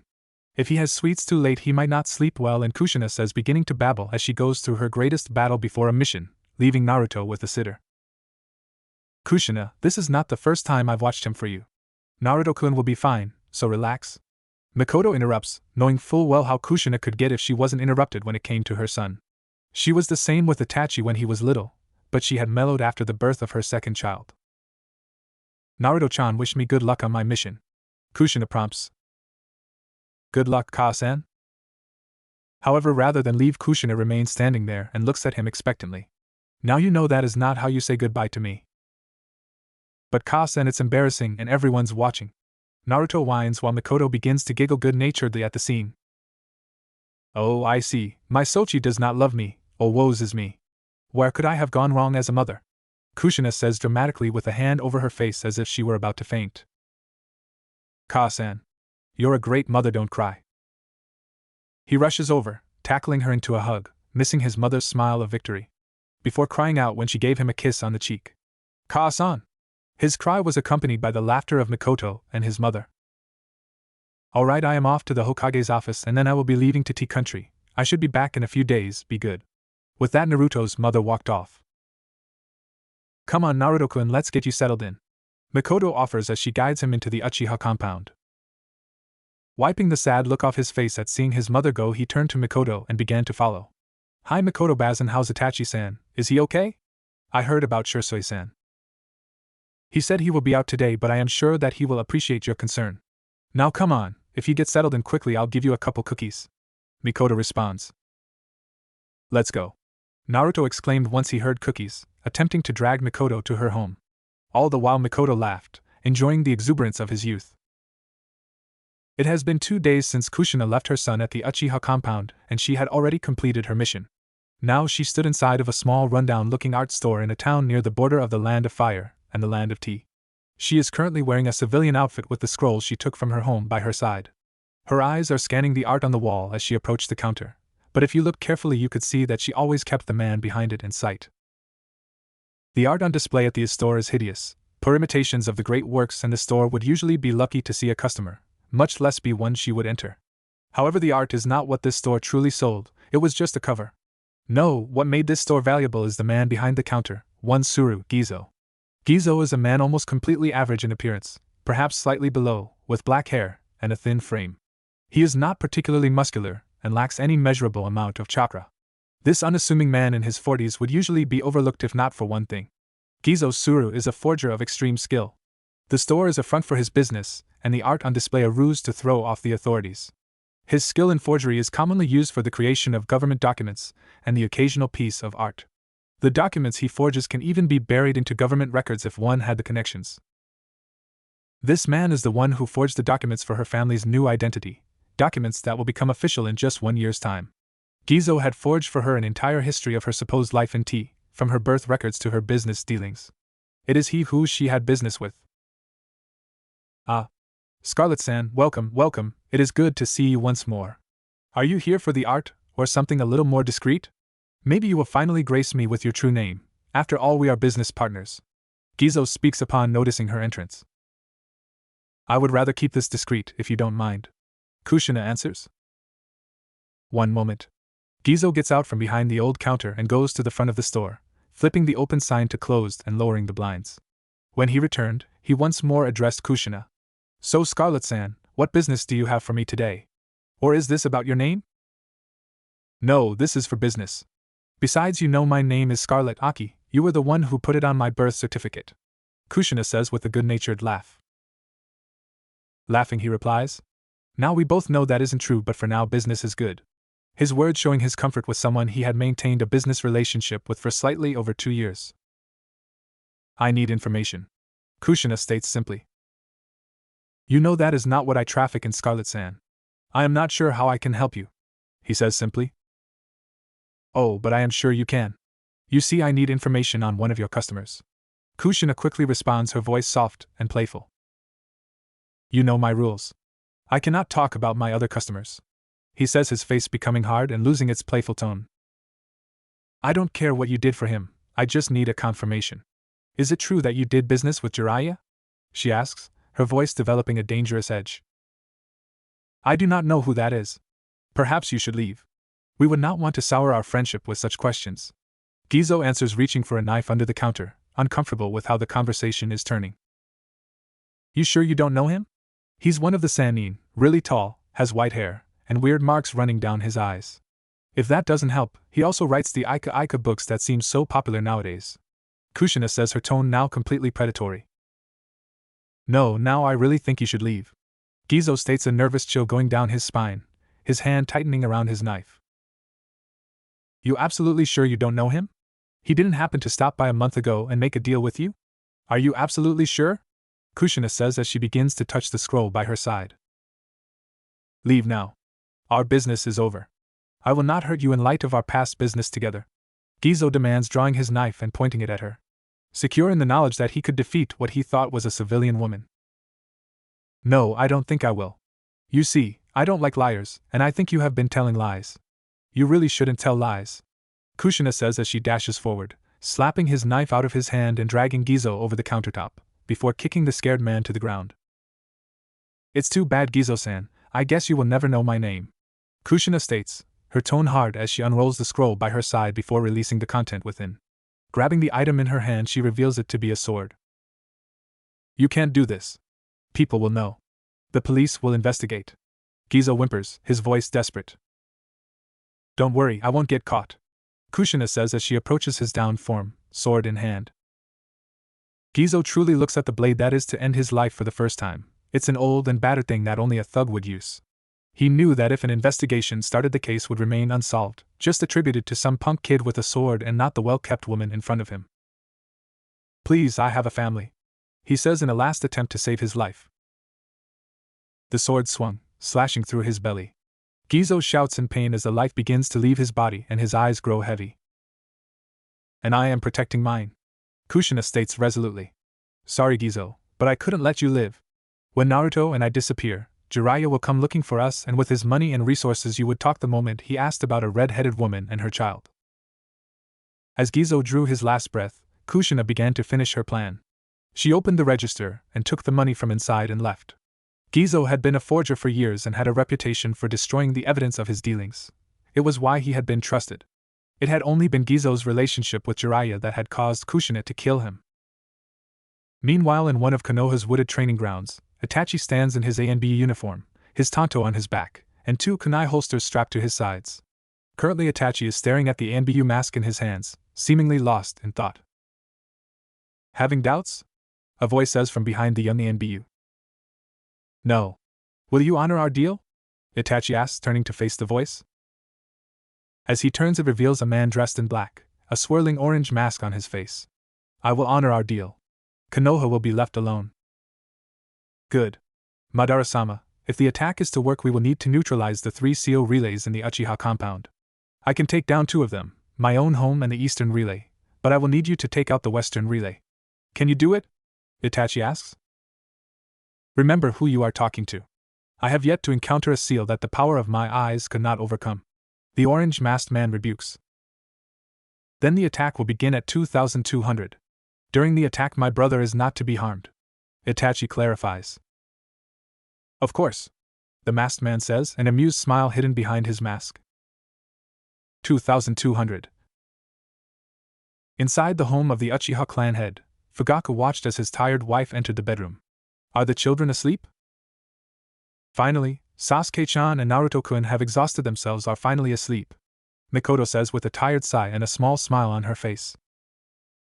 Well, Kushina-san did say not to give Naruto-kun candy past 8, and then you had to give some to Sasuke-kun as well. You know Kushina-san is going to tell you I told you so, Fugaku teased. Mikoto smiled at Fugaku's relaxed demeanor, something that he only showed in the privacy of his home and around her, and while she wished he would show it more to their children, it still made her love him all the more. Not funny. We are not telling. Mikoto's words would be silenced when Fugaku tackled her to the floor just before his adjoining office to their bedroom exploded. A sound that was echoed from the east, while a flare shot in the west. The compound had fallen under attack. Get the children and head to the bunker. Fugaku shouts, ignoring the heat to his back. On top of the smoking wreckage of the building that housed the Eastern CO Relay, Itachi stood clad in his ANBU uniform, mask on his face, his hands locked together in a seal. He had just set off the explosive tags he had hidden in his father's office and just now around the Eastern Relay. He would have placed more, but he could not risk the chance of discovery. However, things were not going to plan. The plan had been for Madara to destroy the Western Relay and leave the clan blind as to what was going on. They would know they were being attacked, but they wouldn't know who was attacking and where they were being attacked from. Madara and Itachi would then use the confusion to pick off the Uchiha one by one. Now the Uchiha would know where they were being attacked. The moment one of his clansmen died, they could organize a counterattack. For now Itachi would head towards the Naka Shrine, the Uchiha's place of worship for the Sage of Six Paths, and the site of many of their secrets, including the bunker. With a mighty leap Itachi left the burning building and began his attack. As Itachi drew his tanto to cut down a confused Uchiha as the man was leaving his home, Itachi's thoughts turned to Madara. I wonder what happened. Why did the flare go off? Itachi's companion was currently staring at the ground in confusion. He could not understand why his Kamui had not worked. He had no idea how a seal could stop him from getting into the compound. Curious, he had searched for the seal and found it. It had been a curious thing, seeming to have little chakra in its build. So he had attempted to study it, only for another seal to activate and stop him from reading it, even shooting a flare into the air. The masked man wasn't happy. He had failed to destroy the Western Relay and a seal had stopped him from using his Kamui to enter the compound. Then when he found the seal, another seal had stopped him from studying the first seal. Okay, I will work on the second seal first, and then I will study the second seal. The Uchiha clan can wait. A seal that can work against my Kamui could cause trouble when I begin to collect the Jinchuriki. Reaching out, the masked man began to unravel the second seal. The man worked carefully, ignoring the screams coming from the compound as the seal began to unravel. Careful, careful, there could be traps. Almost there. The seal had begun to unravel, spreading across the ground. It seemed that the masked man would unlock its secrets before the seal began to glow, and the writing began to disperse into little flames. Quickly the man stepped back, wary of the flames, and not confident in whether his Kamui would protect him so soon after its initial failure. I hate seals, he said simply as he watched the seals burn away and a second flare shoot into the air. He watched as a barrier surrounding the Uchiha compound flashed into view before shattering, his tampering having managed to destroy the wall that separated him from the Uchiha clan. This isn't good. That and 2 flares will be noticed and ANBU will be on their way. Itachi's mission wasn't exactly public knowledge. I can't afford to be found this early in the game. With that thought, the masked man used his sensor ability to locate Itachi while idly taking note of several ANBU squads moving into the compound, before disappearing in his Kamui. The masked man had to protect his investment. Inside Sasuke's room, 2 boys were awoken to the sounds of an explosion. Their eyes filled with fear as Mikoto burst into the room telling them that they had to go. She reached out her hands and grabbed both Naruto and Sasuke, rushing them through the house. By the entrance of the house, Fugaku would stand with a drawn sword in his hand and a stern expression on his face. Naruto would watch as they moved towards the eastern side of the compound, towards the Naka Shrine. He would hear the screams of those he thought of as a second family, his mind filled with panic as he watched Uchiha children hurry down the street. All around him children were crying while those who were ninjas rushed by his tiny body, armed, if a little underdressed at times, heading towards the sounds of the screams. Turning his head, Naruto would watch as a second flare shot into the air behind his extended family and as the air around the Uchiha clan glowed, forming a dome around the area, before shattering, chunks of energy falling from the sky, burning up in midair before reaching the ground. As they turned the corner, Naruto watched as a half-dressed shinobi drew his kunai and stepped in front of a group of children, blocking a wave of shuriken, only for several to be disguised by an unnoticed genjutsu. The shuriken would slam into his throat, and several of the children behind him. A squad of dressed Uchiha would take his place, likely guards of the compound. Fugakudano, get your family to safety. We shall hold off the enemy. Go now! Shouts an Uchiha wearing a captain's uniform of the Konoha military police. Thank you, Fugaku says before turning to his family and Naruto. Come, we have to go. The squad of Uchiha would stay behind as Fugaka led his wife and the children to safety, content in the fact that if they should die, that they had saved their leader and the innocent. Be careful. They used the genjutsu to hide their weapons, be vigilant. Don't let your guard down, the Uchiha captain states as his Sharingan scanned the area. A single kunai would be launched towards the group and explode in a flash of light.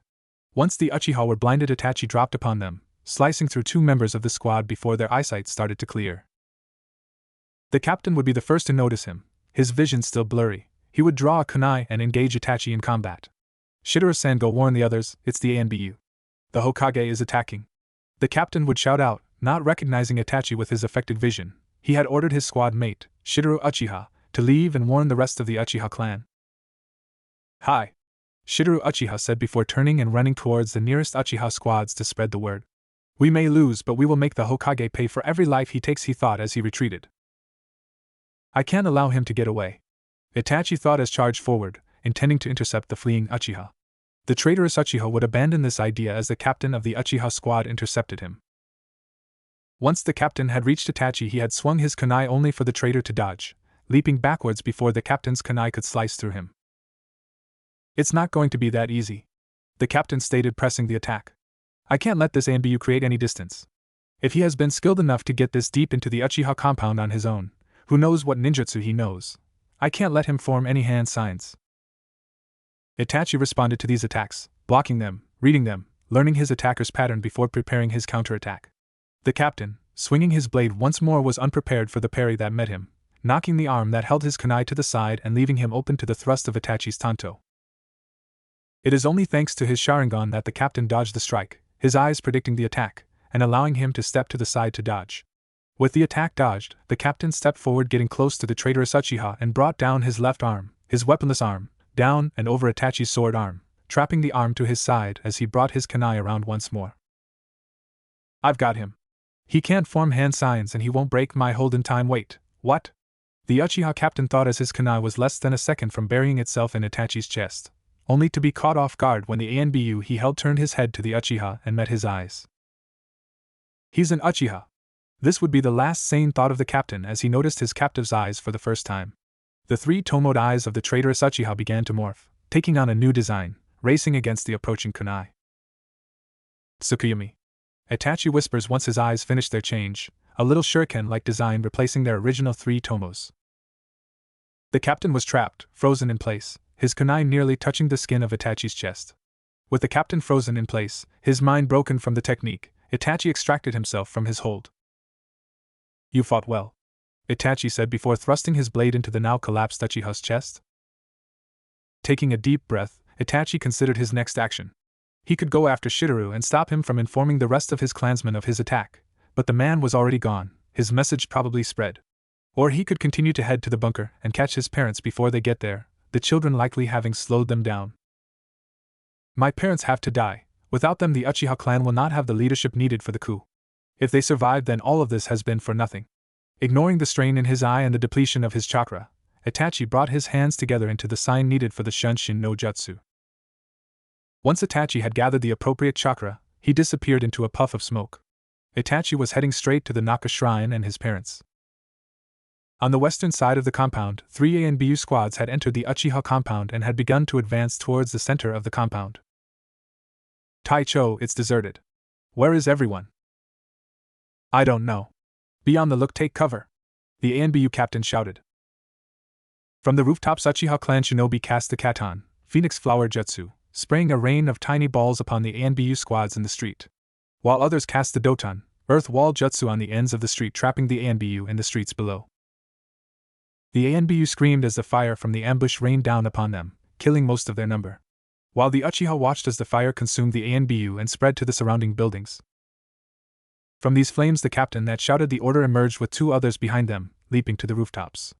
In the captain's hand he held a flare, an ANBU issue flare.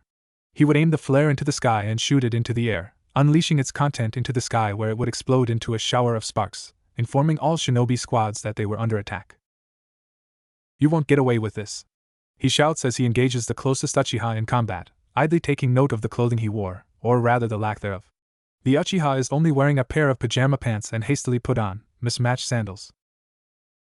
The ANBU takes advantage of his exposed state, engaging him in close combat, confident in that his armor would protect him from the Uchiha's blows, while the unarmored Uchiha would quickly fall to his. It works. The unarmed Uchiha is defenseless, his strikes striking metal, bruising his own hands, while the ANBU quickly tears apart his unprotected body, before tossing the Uchiha to the flames below. As the body falls into the flames, an Uchiha female shouts, "No! Inabi!" Quickly forming hand signs, she poured her chakra into a large katan, great fireball jutsu. From her mouth would come a large fireball that would crash into the building, engulfing the building and the ANBU captain in flames. All across Konoha, people would awaken as the alarm was sounded, telling the people that their village was under attack. ANBU, Jonin, and Chunin would rush to the spot where the flare had gone off, while other Chunin and Genin would attempt to calm the civilian populace. In the Hokage Tower, one Sarutobi, Hiruzen would be disturbed from his late night at work. He would look to the Uchiha compound and see the flare, cursing under his breath. He would open his window and join the swarming shinobi. In another section of the Uchiha compound, we once more see Shidori Uchiha. He had managed to inform several members of the Uchiha clan of the ANBU attack, who had in turn spread the message. Now he stands in command of a small group of Uchiha shinobi near the eastern end of the compound. "Shidori-san, there is a large group of shinobi heading this way, perhaps 30, no 40 of them. What are your orders?" A female Uchiha questions, her sensor abilities picking up on the approaching enemies. "There are only 8 of us, and not all of us are Jonin, some of us are Chunin. Against those numbers we would be crushed, and the Hokage won't be sending weaklings. No, we can expect our enemies to be ANBU or Jonin. But we can't let them get by us. We are the last thing standing between them and the Naka Shrine, we have to hold." Shidori thought as examined the situation. "Set fire to the buildings," Shidori ordered. "Sir?" one of the shinobi under his command questioned. "We must neutralize their numbers. Buildings can be rebuilt, but the lives of the Uchiha clan cannot be untaken. Burn the buildings, force them to take this road." Shidori spoke. "I cannot retreat, not after the captain. I don't care if it was an order or the right thing to do, I still left him to die. I will not allow these sage-damned bastards to reach our children. We shall hold this road till our last breath." "Hi, Shidori-san," the surrounding shinobi responded. "Good. Now, how long until the enemy reaches this location?" he questions, pointing to the sensor kunoichi under his command. Taking a moment to concentrate, she quickly locates them. "Not even 3 minutes. Keep tracking them and stay with me, I want to know exactly where they are. Now, of the 5 Jonin here, excluding myself and her, how many of you know the Katan, Fire Dragon Jutsu?" Shidori asks. 2 of the shinobi raise their hands. "Good, then this is the plan. You 2 will move to the rear of the group, you are to gather your chakra, and when I give the order you are to unleash the largest Katan, Fire Dragon Jutsu of your lives on our enemies.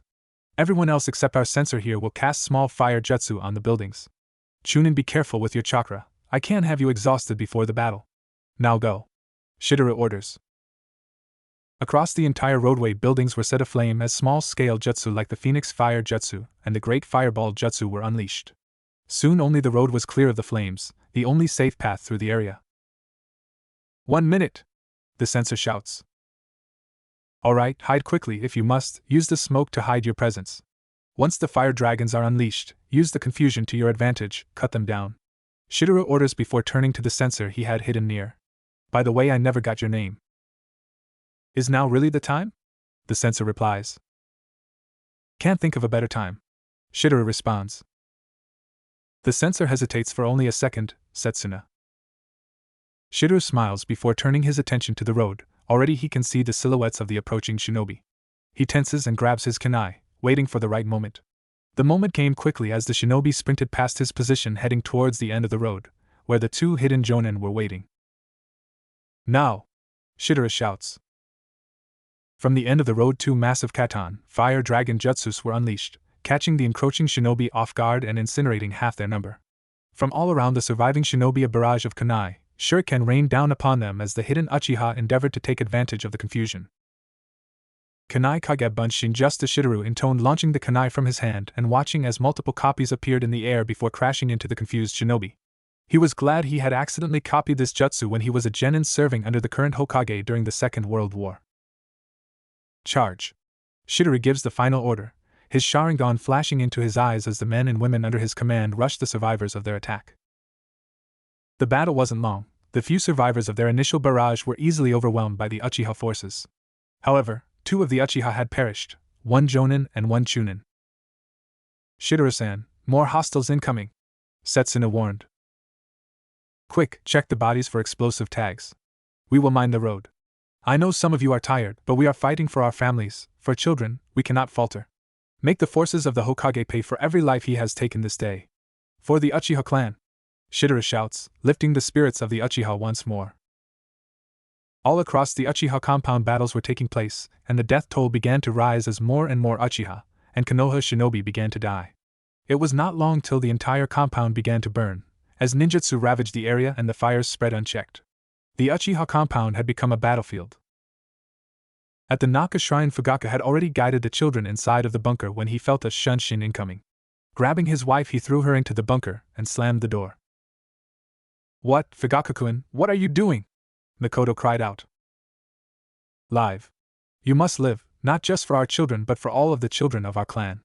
Please stay in there," Fugaka said as he turned his back on her, a couple of tears falling from his eyes. "Fugaka-kun," mumbled Mikoto as she pressed her tear-stained face to the small window of the bunker. Feeling the shunshin end, he watched as Itachi appeared, his ANBU uniform stained with the blood of his clan. "Hello, Tusan?" states Itachi, his voice slightly strained from the loss of chakra he had recently suffered from his actions. "Itachi, I see that you followed the Hokage in this affair. You know I can't allow you in that bunker," Fugaka said, sadness seeping into his voice at his own son's betrayal. "Your actions would have led to war. The clan had to be sacrificed. I will not apologize for my actions," Itachi says, a sliver of emotion leaking into his voice. "I believe we are past the point of apologies," Fugaka said as he went through the hand signs for the katan, great fireball jutsu, and shooting it towards his son's feet. Itachi dodged, but the resulting smokescreen caused by the fire's contact with the ground allowed his father to slip into his guard, his sword swinging. With little time to dodge, Itachi attempted to block with the metal arm guards of his uniform, succeeding but still suffering as the resounding impact hit with bruising force and knocked his arm down, leaving him open for the quick slice across his chest, ruining the armor of his uniform. "That was close. If I wasn't wearing armor I would be dead. I can't afford another mistake," Itachi thought as he brought his tanto to bear and his eyes shifted to the Mangekyo Sharingan. "You are foolish, son. You are tired and your chakra is low. You may be the better shinobi, but in your condition you can't beat me." With that, Fugaka charged forward, his Sharingan blazing.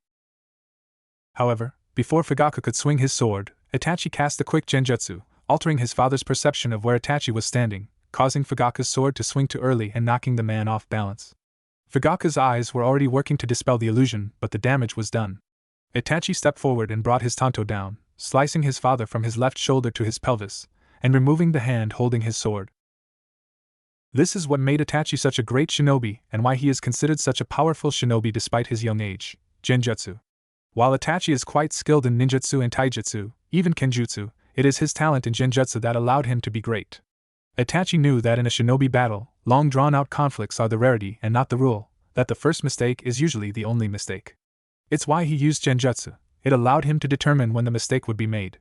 Even if his opponents had something that made genjutsu ineffective, there would still be that second before the technique was dispelled that he could take advantage of. This is why genjutsu is Itachi's favorite and preferred shinobi art. As Fugaka was cut down, inside of the bunker, Mikoto bit her tongue, holding in a scream, and turned away. Her husband had been killed by her eldest son. She could not bear to watch anymore. She instead turned to the children in the bunker and started to give comfort where she could.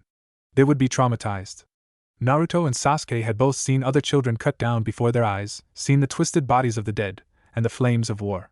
She would give them the comfort where she could, just as she would take comfort from them.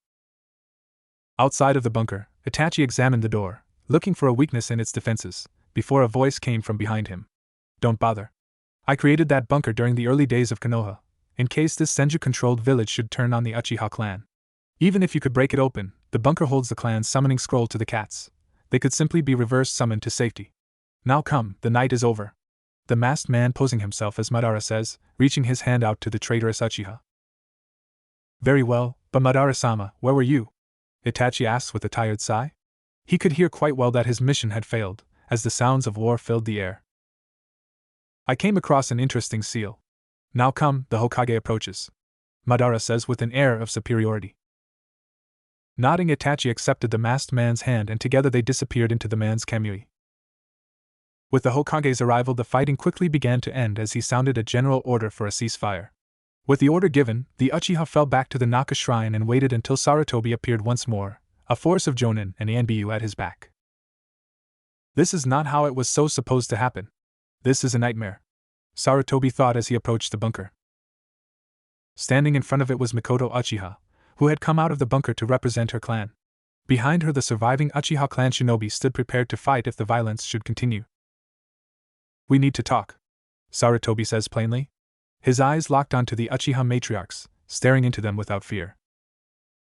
Ignoring the tingle in her eyes, Mikoto looks around the ruined district and the battle-weary shinobi from both sides, before locking her eyes once more with the third Hokage. Yes. I believe we do. Meanwhile, during the battles at the Uchiha compound, Kushina was on a road in Tea Country. Rather than camp out, she had decided to follow the road to the next town within and not an hour away. It is as she was walking that she heard a sizzling sound come from under her feet. Alarmed, she leapt away as the ground exploded. Focusing on her sensor ability, she discovered the ground had been mined with generic explosive tags and that they were being activated. Unable to get out of the area in time as the ground started to erupt around her, she activated her chakra chain ability and wrapped herself in her chains. It would protect from the heat and shrapnel of the explosion, but not the concussive force. The force of the explosion would disorient her, and she would begin to feel the development of bruises all over her body. Reaching into her pouch, she removed her 2 explosive tags and attached them to a kunai each before spinning her chains around to give her space. Catching one of the ninja near her chain cocoon by surprise and ripping their chest open. As she emerged from her cocoon, she observed the remaining 4 shinobi. Kiri Hunter Nin. What do they want with me? Shouldn't they be fighting a war or something? Already she can feel as other squads pinged on her sensor. There were another 4 5-man squads, 1 in each direction. They had trapped her. Okay, can't stay and fight. That's suicide. I have to escape. Priming her 2 explosive tags, she launched them at the squad in front of her, activating their tags before they could reach the already in motion targets, separating them from each other and causing a smoke screen. Using her sensor, she determined the right side to be the safer path and moved through the smoke, a kunai already in her hand, and gets behind the assailant that went right before covering the ninja's mouth and dragging her kunai across his throat. Ignoring the blood spray, she continued on, moving towards the nearby trees. She was familiar with trees, she trained in Konoha. She would have an advantage there. She could use them to escape. Sadly, her attempt for freedom didn't go unnoticed as one of the shinobi drew a tip-less tanto and sliced at her back, cutting her backpack open. With her opponent so close and the commonness of projectile weapons she had to face them, she couldn't keep her back turned. Sliding her right arm from her backpack, she turned to face her opponents. In one smooth motion, she tossed her torn backpack with her left arm, sending her food and camping supplies flying as the backpack spilled its contents into the air. While they were distracted, she grabbed 5 shuriken and enhanced them with the cutting element of wind and threw them, catching 2 of her pursuers. She did not know if they were dead or just injured, but they were down, and that was what mattered. Already the squad from the left side had appeared in the clearing, and the one to her back would not be far behind. Continuing to the trees, she was once more intercepted, this time by the squad coming from the right. They unleashed a hail of weaponry on her position. Going through hand signs as quickly as she could, she cast the futon, great breakthrough, sending the weapons into the trees themselves rather than back at the squad in her haste. Leaping into the trees, she came across 2 more of these hunter nin, their tip-less tantos ready and dripping a purple liquid. Unarmed, she attempted to dodge her enemies before leaping to another branch, one of the enemies following her. Dodging around the thrust the ninja's tanto, she palmed the top of his forehead before shooting a chain through the man's skull. Dispersing the chain, she winces as she felt the poison in her system from where the sword had grazed her arm, her Shinigami-given gifts already working to cure the affliction. Sensing the other shinobi with the poisoned tanto leaping towards her branch, she grabbed 5 of her remaining shuriken and launched them at his airborne body. He blocked, but she is already in motion, sending another 3 shuriken at the shinobi just before he lands on the branch. In the distraction caused by him blocking her attack, she slips into his guard and buries a kunai directly into his heart. Too long. The other squads are in the trees now. I can't afford to fight, and I think they have a sensor with them. Hearing the sound of water, she turns away from Fire Country and heads further into the land of tea. While she may have an affinity for the water element, she did not want to get into a ninjutsu fight with a bunch of Kiri shinobi at a water source. She would continue to use her chains, weapons, and futon jutsu to facilitate her escape. This would turn out to be a bad decision as the trees in this direction revealed their treachery. Attached to their bark were multiple generic exploding tags, the telltale sizzle from activation filling the air. Unable to react in time, she threw her arms up, protecting her face from the explosion.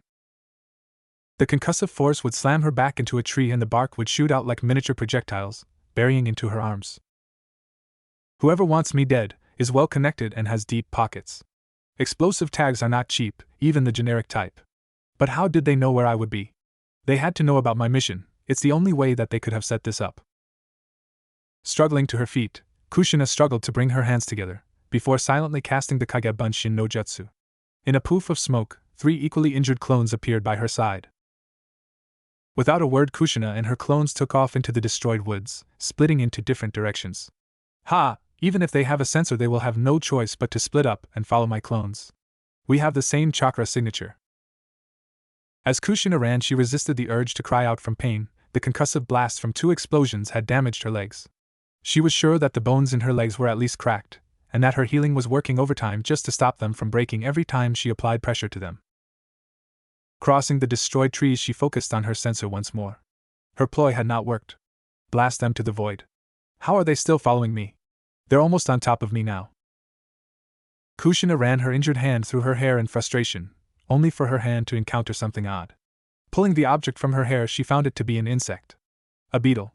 No, I have seen this before. This is a Kikaichu. But those belong to Konoha. Kushina thinks in alarm.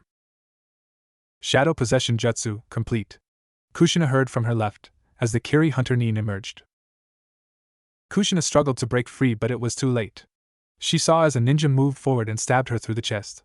Naruto would be Kushina's last thought as her soul left her body and traveled to a certain seal that the Shinigami had placed many years ago. Mission complete. One of the shinobi spoke. No, it isn't.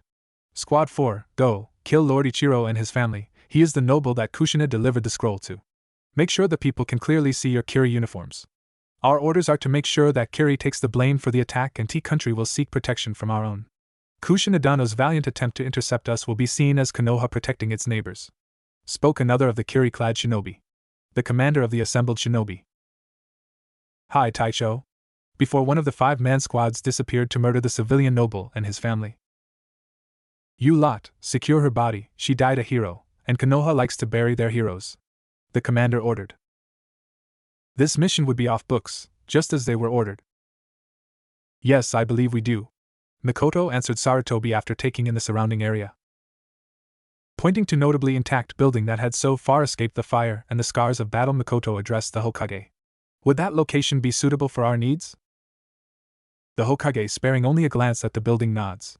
Yes, that will do just fine. We shall speak privately inside.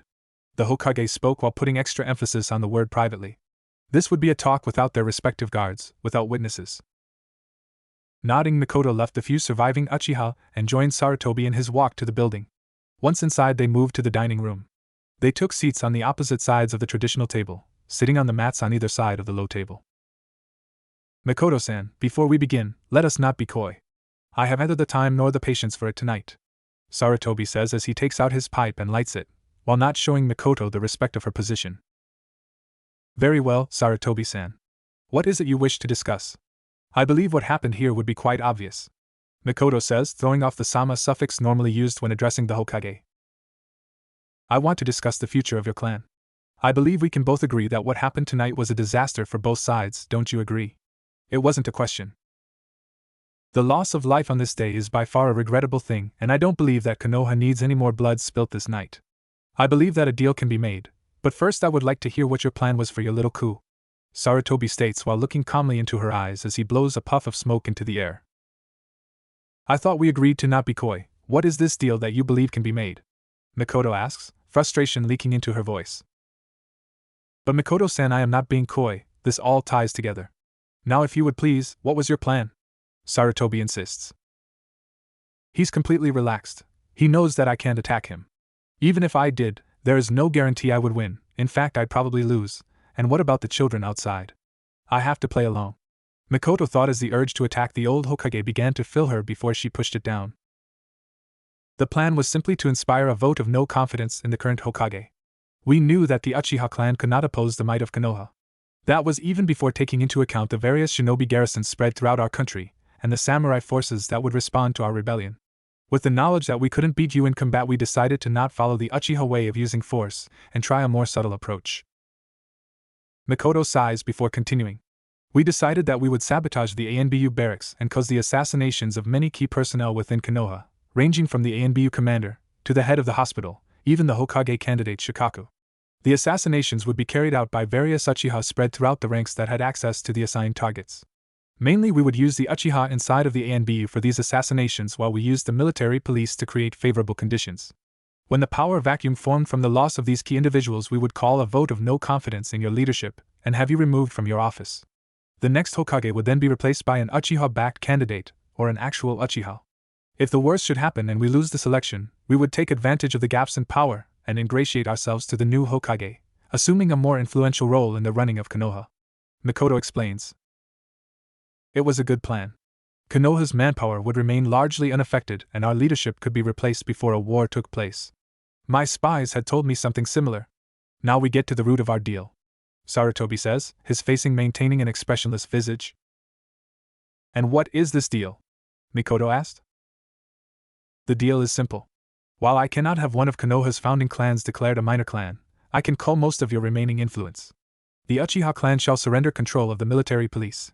You may cite your losses as an excuse. The Uchiha clan will also be subtly discouraged from entering the ANBU again, with all current members still alive, retiring, or they shall find their missions to be of a certain dangerous variety. Finally, the Uchiha clan head, you, shall publicly declare Itachi-sen the instigator of all of this night's events, and a traitor to both your clan and Konoha.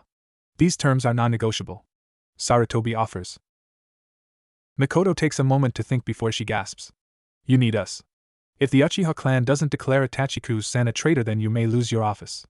The shinobi outside don't know of the coup. No, the shinobi outside do not know of your treasonous actions, Sarutobi answers. Then you can't attack us. As we did not leave records of our actions, any declaration of our supposed betrayal will be met with skepticism. Our own lack of readiness to attack will be noted. You will look like you're covering your own ass. Then there is the hell Kushina-chan will raise over our destruction. Mikoto responded in challenge. He needs us. You will find that your clan is without allies, Mikoto-san. Kushina-san's influence will not be able to help you. Sarutobi responds coolly. Kushina-chan, Mikoto thought worriedly. What did you do to Kushina-chan? Come now. Did you really expect Konoha to leave your collaborator alone? That Konoha would allow a Kage-level traitor with direct access and influence to our Jinchuriki to live? Sarutobi asks with an incredulous tone. But Kushina-chan wasn't involved, Mikoto answers in a biting tone as she hears about the death of another of her friends and loved ones. Then it seems that I have made a mistake, but don't worry, I shall look after her son. No harm will come to him. That is my promise. But you can consider her death a product of your own actions. The Uchiha clan's treachery called the Uzumaki clan into question. Kushina-dano's loyalty wouldn't have been called into question if it hadn't been for your actions. Her death lies squarely on your shoulders, Sarutobi says with genuine remorse in the beginning before switching to anger at the end, while also attaching the Dano suffix once more upon Mikoto's confirmation of Kushina's loyalty. Minato-kun, Kushina-dano, I will make sure Naruto-kun is safe. He will be a powerful and loyal shinobi of Konoha, just as you would have wanted. I hope the sage can forgive me for my mistake. The third Hokage thought, making a promise to his dead successor/predecessor and loyal ally, unknowing of Kushina's own plans for betrayal. You kill my family and my friend, and you expect me to save your career.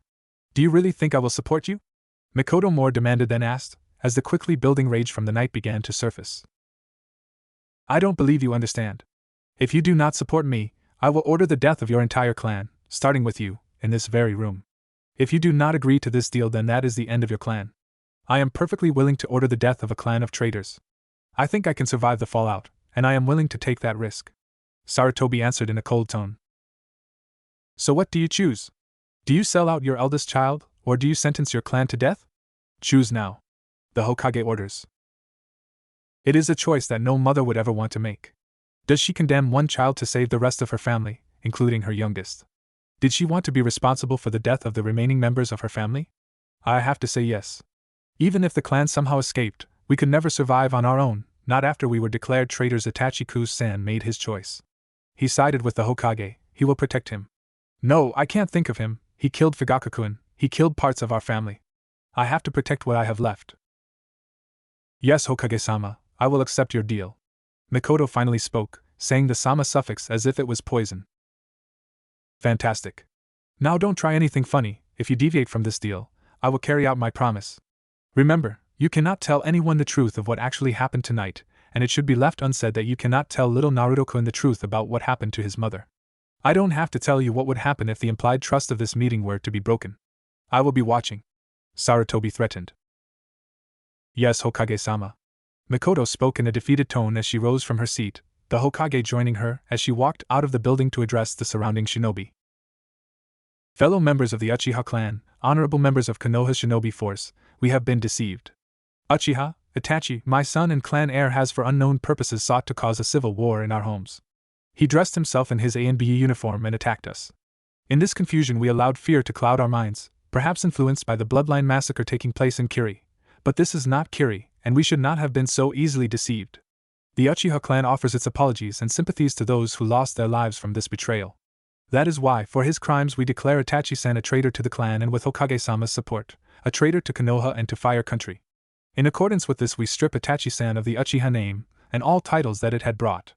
Mikoto announced to the surrounding shinobi, her eyes focusing on those not belonging to the Uchiha clan, the ones she was truly speaking to. All medical shinobi tend to the wounded, whether they be Uchiha or not. There shall be no more blood spilt this day. To all others gathered here today, I promise you Konoha shall have justice for this day. The traitor shall answer for his crimes. For now, collect your dead and extinguish these fires. Tomorrow shall be a day of mourning. Sarutobi spoke, before turning to head back to the Hokage Tower. He had a lot of work to do. Hokage-sama, I would like to oversee our dead. I do not wish for our clan's secrets to be vulnerable. Mikoto spoke to him, making sure her voice was loud enough for the surrounding shinobi to hear. Of course, it is your right. It is the right of every clan to protect its secrets. Sarutobi responded. As medical personnel swarmed the wounded and ninja put out the fires in the compound, the death toll was counted. The Uchiha clan, once a clan with over 400 people, had almost been annihilated. Not even 30 people would now make up the Uchiha clan. The surviving clan would be made of 16 children, 11 adults, and 2 elders. Konoha's losses would also be devastating, as the initial responders to the flares had not expected the Uchiha to attack. Of the shinobi that responded, slightly over 250 had been killed in the resulting ambushes and battles. Genin, Chunin, Jonin, and Anbu were all killed during the fighting. The news would only get worse as an Anbu squad arrived at the gates, carrying Kushina's body. While Kushina might have become estranged to the people of Konoha, she had still been friends with a couple and fought alongside many others on the battlefield. To those that didn't know her, the loss of a Kage-level ninja would still affect their morale. The Sandaime Hokage would call for a meeting below the tower, so that he could address the concerns of the public. This speech would take place after the Konoha Academy had finished its classes. The sun attempted to break through the clouds and shine over a dreary Konoha. The village had had a rough night, and sleep had been hard to come by. The streets were filled with whispers of the Uchiha incident as the news traveled from person to person. Families wept, as loved ones did not return last night, and Itachi's name was cursed. Another piece of gossip would be of Kushina's death. It is to this knowledge that we turn our attention to Naruto. Naruto had awoken to this news after Mikoto had cast a genjutsu on him, and the Uchiha children, after her meeting with the Hokage was over, wanting the children to sleep and not see what lay outside the Naka shrine. After he had awoken, he had heard the news and slipped out of the Uchiha compound and into the streets of Konoha. His face had tears running down it as he tried and failed to contain them. Despite the fact that his mother told him to never walk these streets alone, he was safe. Even with the lack of protection Kushina's death gave him, he would be left alone. Kushina's friends would make sure he was unharmed on this day. Letting his feet guide him, the sad boy entered one of the many forested areas around Konoha and came across a collapsed structure. Curious, he wiped his tears and examined the building. The building was raised on stilts with a staircase leading to its entrance, which had collapsed some time ago. To the right of the building, its deck lay shattered, crashing into the ground, while the left looked unsteady, its supports chipped and broken. The rooftop is missing pieces, holes dot the area. But in the center of the collapsed entrance was his clan's symbol. That's the symbol of the Uzumaki clan.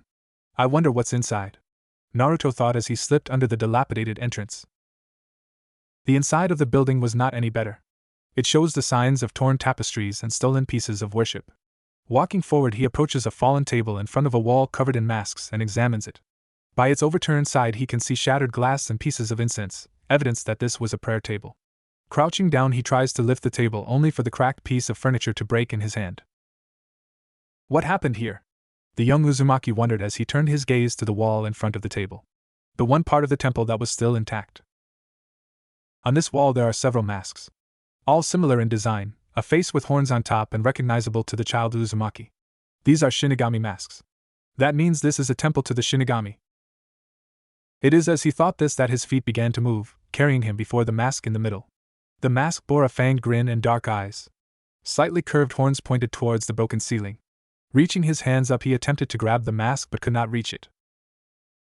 Not deterred, the Uzumaki turned to the broken table and approached it once more. Grabbing a broken leg from the table, he went back to the wall. Aiming the leg of the table, he attempted to knock the mask from its perch. Once, he missed, sliding over the mask. Twice, he missed once more, knocking an adjacent mask to the floor. Stopping, he checked the fallen mask before sighing in relief. The mask was unbroken. Third, he succeeded. The mask came free and fell into his hands after he dropped the leg of the table. Looking into the mask's eyes, Naruto swore he saw them glow, before shaking his head. It was just a trick of the light. Now came the final part. He began to raise the mask to his face, hesitating only a second, as he felt for some odd reason that everything would change once he put the mask on his face. Seemingly compelled, he dismissed the thought, and brought the mask to his face and put it on. The world around him changed as a presence filled the room, the air changing, becoming cold to the touch. In front of him, a power so massive that it produced a weight of its own enveloped him, and nearly drove him to the ground before it faded, and the world went quiet. The boy looked through the eyes of the mask before blinking, and reaching up to rub his eyes. The being before him wore white robes and had grayish-blue skin. His body slightly translucent as his dark eyes somehow shone with power, and his teeth were pointed and sharp. The being before him is the Shinigami, his god. Shinigami-sama. Naruto greeted, giving a bow of his head to the god. Uzumaki, Naruto. It is time you learn. The Shinigami spoke, its voice full of power. Learn, Shinigami-sama? Naruto questioned. It is time to learn of your family's past. Long ago, before the rise of the Sage of Six Paths, the Uzumaki worshipped me, finding meaning in death. They never warded against death, never tried to cast me aside. The Uzumaki instead greeted me as if I were an old friend. Curious, I appeared before them, and later blessed them with my gifts. As time passed, the Uzumaki grew, and despite the hardships that outsiders brought and discrimination against their views, the Uzumaki stayed loyal to their beliefs. Then they were betrayed. Your true home, the land of Whirlpool, was betrayed by the people of fire, and an alliance born of water, lightning, and earth was created to destroy your home. Even this temple was desecrated by Konoha. Konoha helped to destroy my clan. Naruto muttered, his voice quiet at the news of who was behind his family's destruction hit him. Growing up as a child, he had heard stories of his clan from his mother, and come to love them. They were his family and heritage. He had even promised his mother that he would rebuild their clan, that he would not allow them to be the last. Even now your clan lies in hiding. Fearful of the other lands, declared infidels for their beliefs, my subjects live in suffering. There are other Uzumaki alive. We have to find them. If there were other Uzumaki truly alive, then he still had a family. He had to find them. His family needed help, and family watched out for each other. He would save them, make them safe. Naruto would not allow his family to be separate for any longer. Sadly, I cannot help you, that is your task alone. You shall unite my followers, rebuild the Uzumaki clan. By myself, but how? I'm just a kid. Naruto wondered. He had thought that the Shinigami would help him unite his family. Now the task seemed so large to his young mind. I cannot aid you directly in your task, the rules of the gods forbid such things. But you have been gifted with much power and influence, you need only learn to use it. Ask your mother and you shall receive your answers and begin the start of your journey. Ka-san? But Ka-san is dead, how can she? Naruto began to question. Is Shinigami-sama going to bring Ka-san back to life? The young boy thought in answer to his unasked question. Your mother's soul lies not in the realm of the dead. At the time of your birth, I gifted you with a special seal. Your mother's soul lies in there, and will awaken in 1 week's time. Learn from her and of her death. Ka-san. Naruto thought happily as looked down. He would be getting her back, at least in some form. Never again would he take her for granted, he would always be thankful to the Shinigami for this gift. Naruto's vision turns hazy and he begins to stumble, as exhaustion began to settle in. Still Naruto struggles to stay standing, refusing to appear weak before the Shinigami. As the young Uzumaki attempts to remain standing, the Shinigami takes note. It seems that our meeting is coming to an end. Your spirit cannot keep me in this plane for much longer. So I leave you with this final thought. Konoha did not only steal from me, it stole from you as well. With that, the Shinigami dispersed, and Naruto fainted, his spirit tired from bringing the Shinigami into the physical plane. He would wake up with the dream to unite his clan once more and the strength to smile once again. As he attended the eulogy of all that died, the soul catcher seal that had been placed long ago began to softly glow. It would not be long before Kushina was with her son once more. It has been a week since Naruto spoke with the god of death, and currently the young redhead slept in his bed, but this sleep would not be accompanied by dreams. No, the soul inside of the Shinigami seal had finally awakened. Naruto, clad once more in the monk-style robes that were signature of the Uzumaki clan's dress. The white robes with red lining were slightly form-fitting in design and was the outfit that the Uzumaki clan wore outside of battle. Around the young Uzumaki was a meadow, the grass bright and tall, with a large weeping willow tree in the center. Running along the edge of the meadow, he could make out a roaring river that separated the meadow from a rocky and treacherous terrain. This rocky area has a large cave in the center. Its entrance blocked by stone bars that give the cave the appearance of a jagged grin. On this cave he could see large black etchings, occasionally pulsing with power. The sky is cloudy and little streaks of lightning spark, bouncing between the clouds. Where am I? Naruto wondered out loud. Sochi-kun, this is your mindscape. A voice spoke from under the weeping willow. Ka-san? Naruto asked, turning towards the weeping willow and watching as the leaves were pushed aside. From under the cover of the tree a body emerged. First, the young boy could only see the hand that pushed the leaves aside, then he could see the red hair, and soon the body had appeared. Standing in front of Naruto is his mother, wearing the same outfit as he. Ka-san! Naruto shouted as raced forward, tackling the woman where she stood. Oh, Naruto, my little Naruto! Kushina spoke as a spackling of tears rolled down her eyes. She did not know how it happened, nor did she care, but she was united with her son, and to her that is all that mattered. Ka-san, I miss you. Konoha said you died, but then Shinigami-sama said you would awaken, and then he spoke about how our clan was destroyed, and that Konoha had betrayed our clan, and then Naruto began as he poured out the events of the week to his mother. He was rambling, he knew it, but he had missed her. Whoa, Sochi. Slow down. Now you said that Shinigami-sama said that I would awaken? Kushina asked as she continued to hold her son, a light laugh threatening to escape her mouth over her son's exuberance. Hi. Shinigami-sama said that he put a seal on me that would trap your soul if you died. The boy answered quickly, his arms still wrapped around his mother as he stared up at her from her stomach. So that's what happened. Shinigami-sama must have added the seal when he sealed the Kyuubi into Naruto. Kushina thought as she stared down at her son. Come, sit with me by the tree. We have much to talk about. Kushina spoke as she reluctantly let go of her son, before guiding him to the trunk of the tree and sitting down. She patted the ground beside her, gesturing for her son to sit down. As Naruto sat down, he asked his mother a question. Ka-san, you said that this place is my mindscape, but what is that? Sochi-kun, this place is a representation of your mind, of your very soul. The meadow is peaceful and the grass is tall and healthy. This is because this is where you feel most at peace and the grass shows that you are healthy. The tree we are sitting beside is a representation of my seal.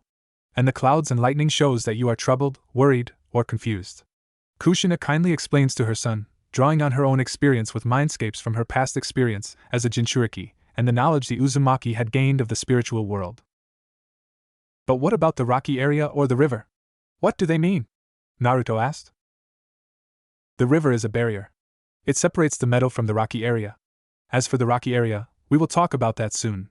Just don't cross the river, not until I say you are ready. Can you do that for Ka-san? Kushina explains before urging her son not to cross the river without her permission.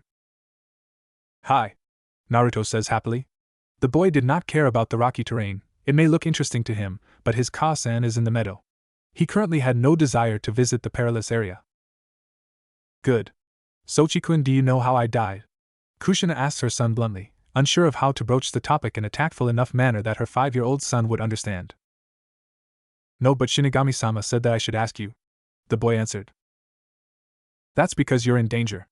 After I completed my mission, I was ambushed on the road by several teams of shinobi from Konoha. Konoha killed me. Kushina spoke as gently as she could. Konoha killed you. The boy mumbled softly, staring into his lap. Continuing to stare into his lap, the boy spoke once more. That's what Shinigami-sama meant when he said that Konoha stole from me. Why does Konoha keep hurting our clan? Hurting our clan? What do you mean?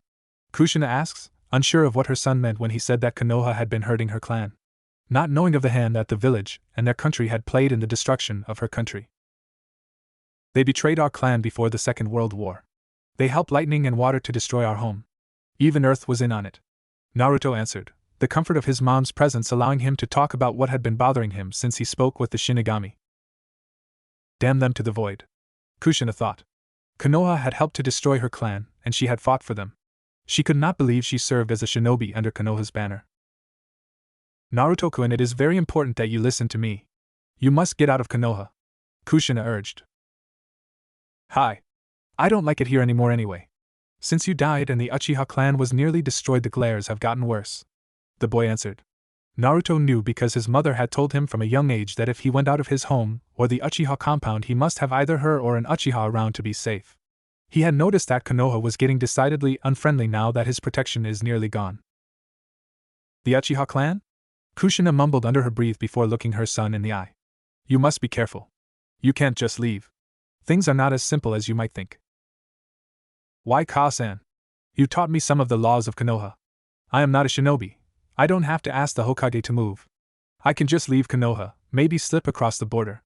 Naruto spoke, his voice getting slightly excited as he remembered the stories his mother had read to him growing up. Sochi-kun, you are not a normal person. You are the last of the Uzumaki. Kushina began before she was interrupted by her son. No, I'm not. Shinigami-sama said that there were more Uzumakis in hiding. I'm going to unite them. Naruto interjects. That's great news. I will help you to unite our clan, but for now you must stay in Konoha. You are the last known Uzumaki, and you are something else. You are a Jinchuriki. Kushina explains. Ka-san, what's a Jinchuriki? Naruto asks. A Jinchuriki is someone that has a seal on them that holds something very powerful. A Jinchuriki seal holds a Biju, and yours holds the Kyubi just as I did before you. The shinobi world views people like us as weapons, and Konoha will not give up their Jinchuriki without a fight.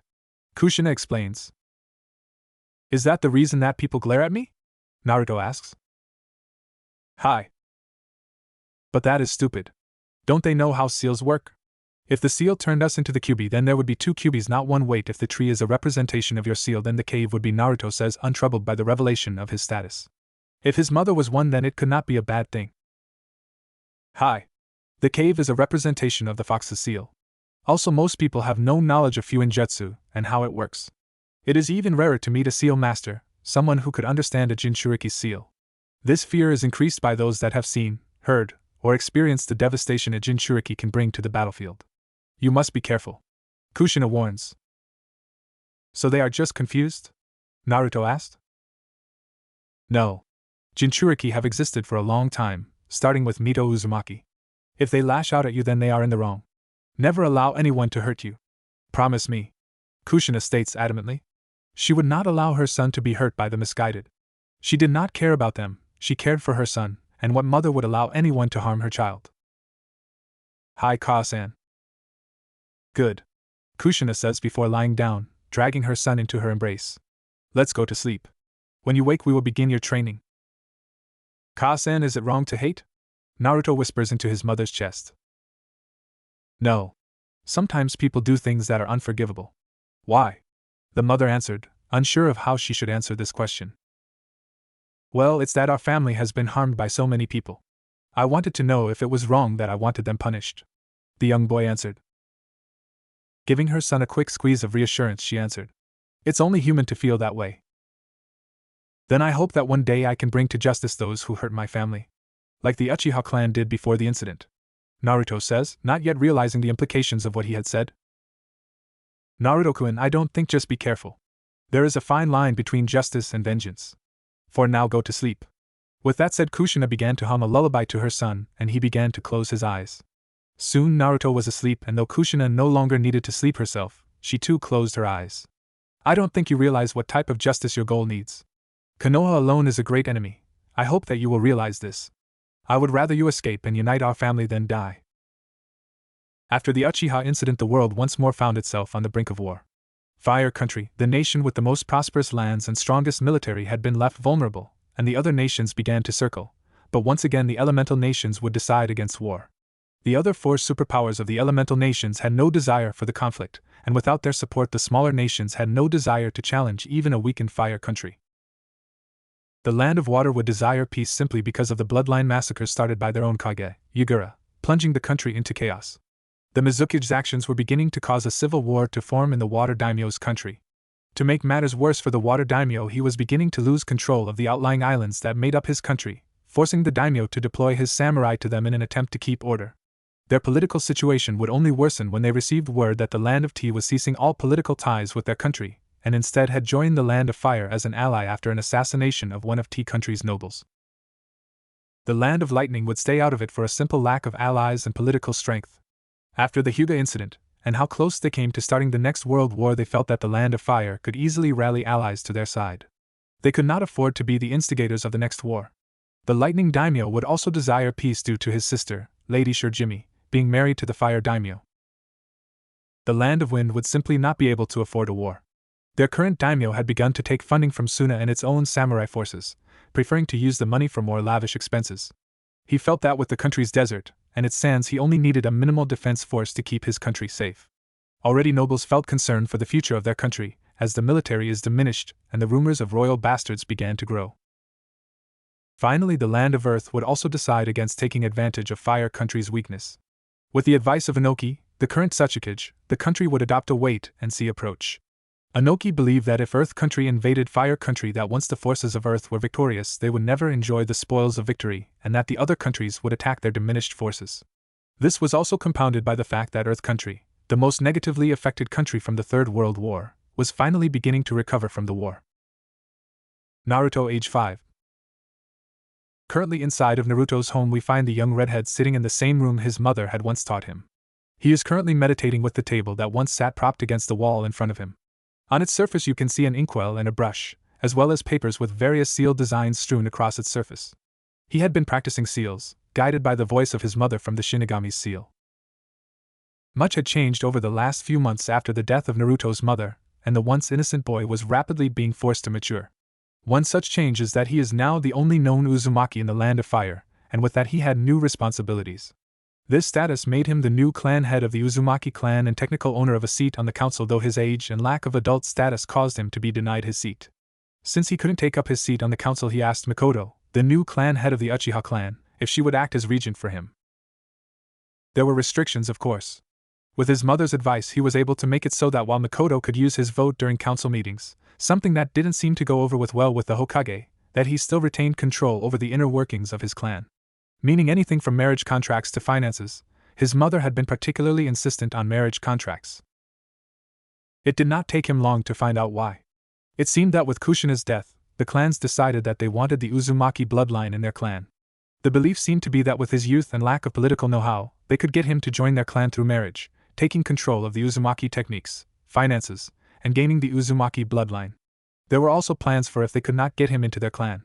The power of a second seat on the council is a powerful lure.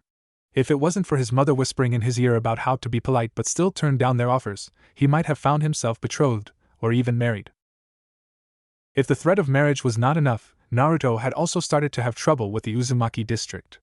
To be more exact, what used to be the Uzumaki district. With Kushina's death, her protection and her connections no longer kept the district safe from those who disliked the young Jinchuriki, and soon the properties were vandalized. To make matters worse, business had been non-existent. After the Hyuga incident, business had been bad, but now people refused to make use of a Jinchuriki's business, and those that did, sought to take advantage of him. It was with much reluctance that his mother and he agreed to sell all of the Uzumaki properties in Konoha except his home and the old temple. The current plan was to sell the home and move into the old Shinigami temple on the outskirts of Konoha once the place was livable and secure. On the bright side, he still maintained the legitimate businesses outside of Konoha. The final change to his life was the boldness of Konoha's people. In the past, the threat of his mother's power and influence kept Konoha's populace from striking out at him. With her now gone, the people felt little fear in expressing their hatred. Luckily, attempts at physical violence were violently repelled by the Hokage's ANBU, who likely had orders to make sure no harm fell on Konoha's weapon. While the ANBU protection might have stopped physical abuse, it did not stop the citizens of Konoha from finding other ways to make life miserable for him. Currently, Naruto was meditating as he felt for his chakra and the spiritual energy gifted to his clan by the Shinigami. Digging deeper, he found his chakra. It felt soothing and fast, though turbulent when prodded. I will have to work on my chakra control, the boy thought after he prodded his chakra, feeling as the energy resisted his touch. Yes, you will. But continue with your lesson, find your spiritual energy, Kushina instructed from Seal, picking up on her son's errant thought.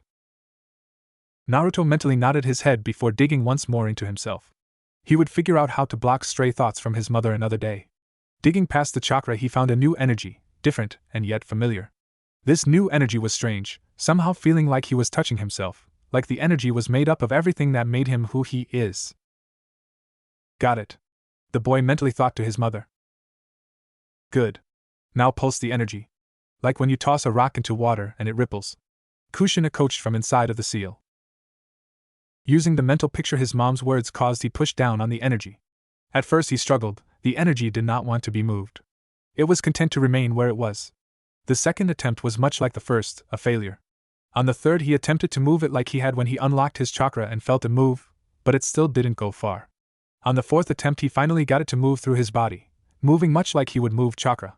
Sadly, it was not a pulse, more of a flow of energy. Feeling the energy move from inside of her son's body, Kushina began to talk to her son. Not like that. Spiritual energy is the energy of your soul, it responds to your desires.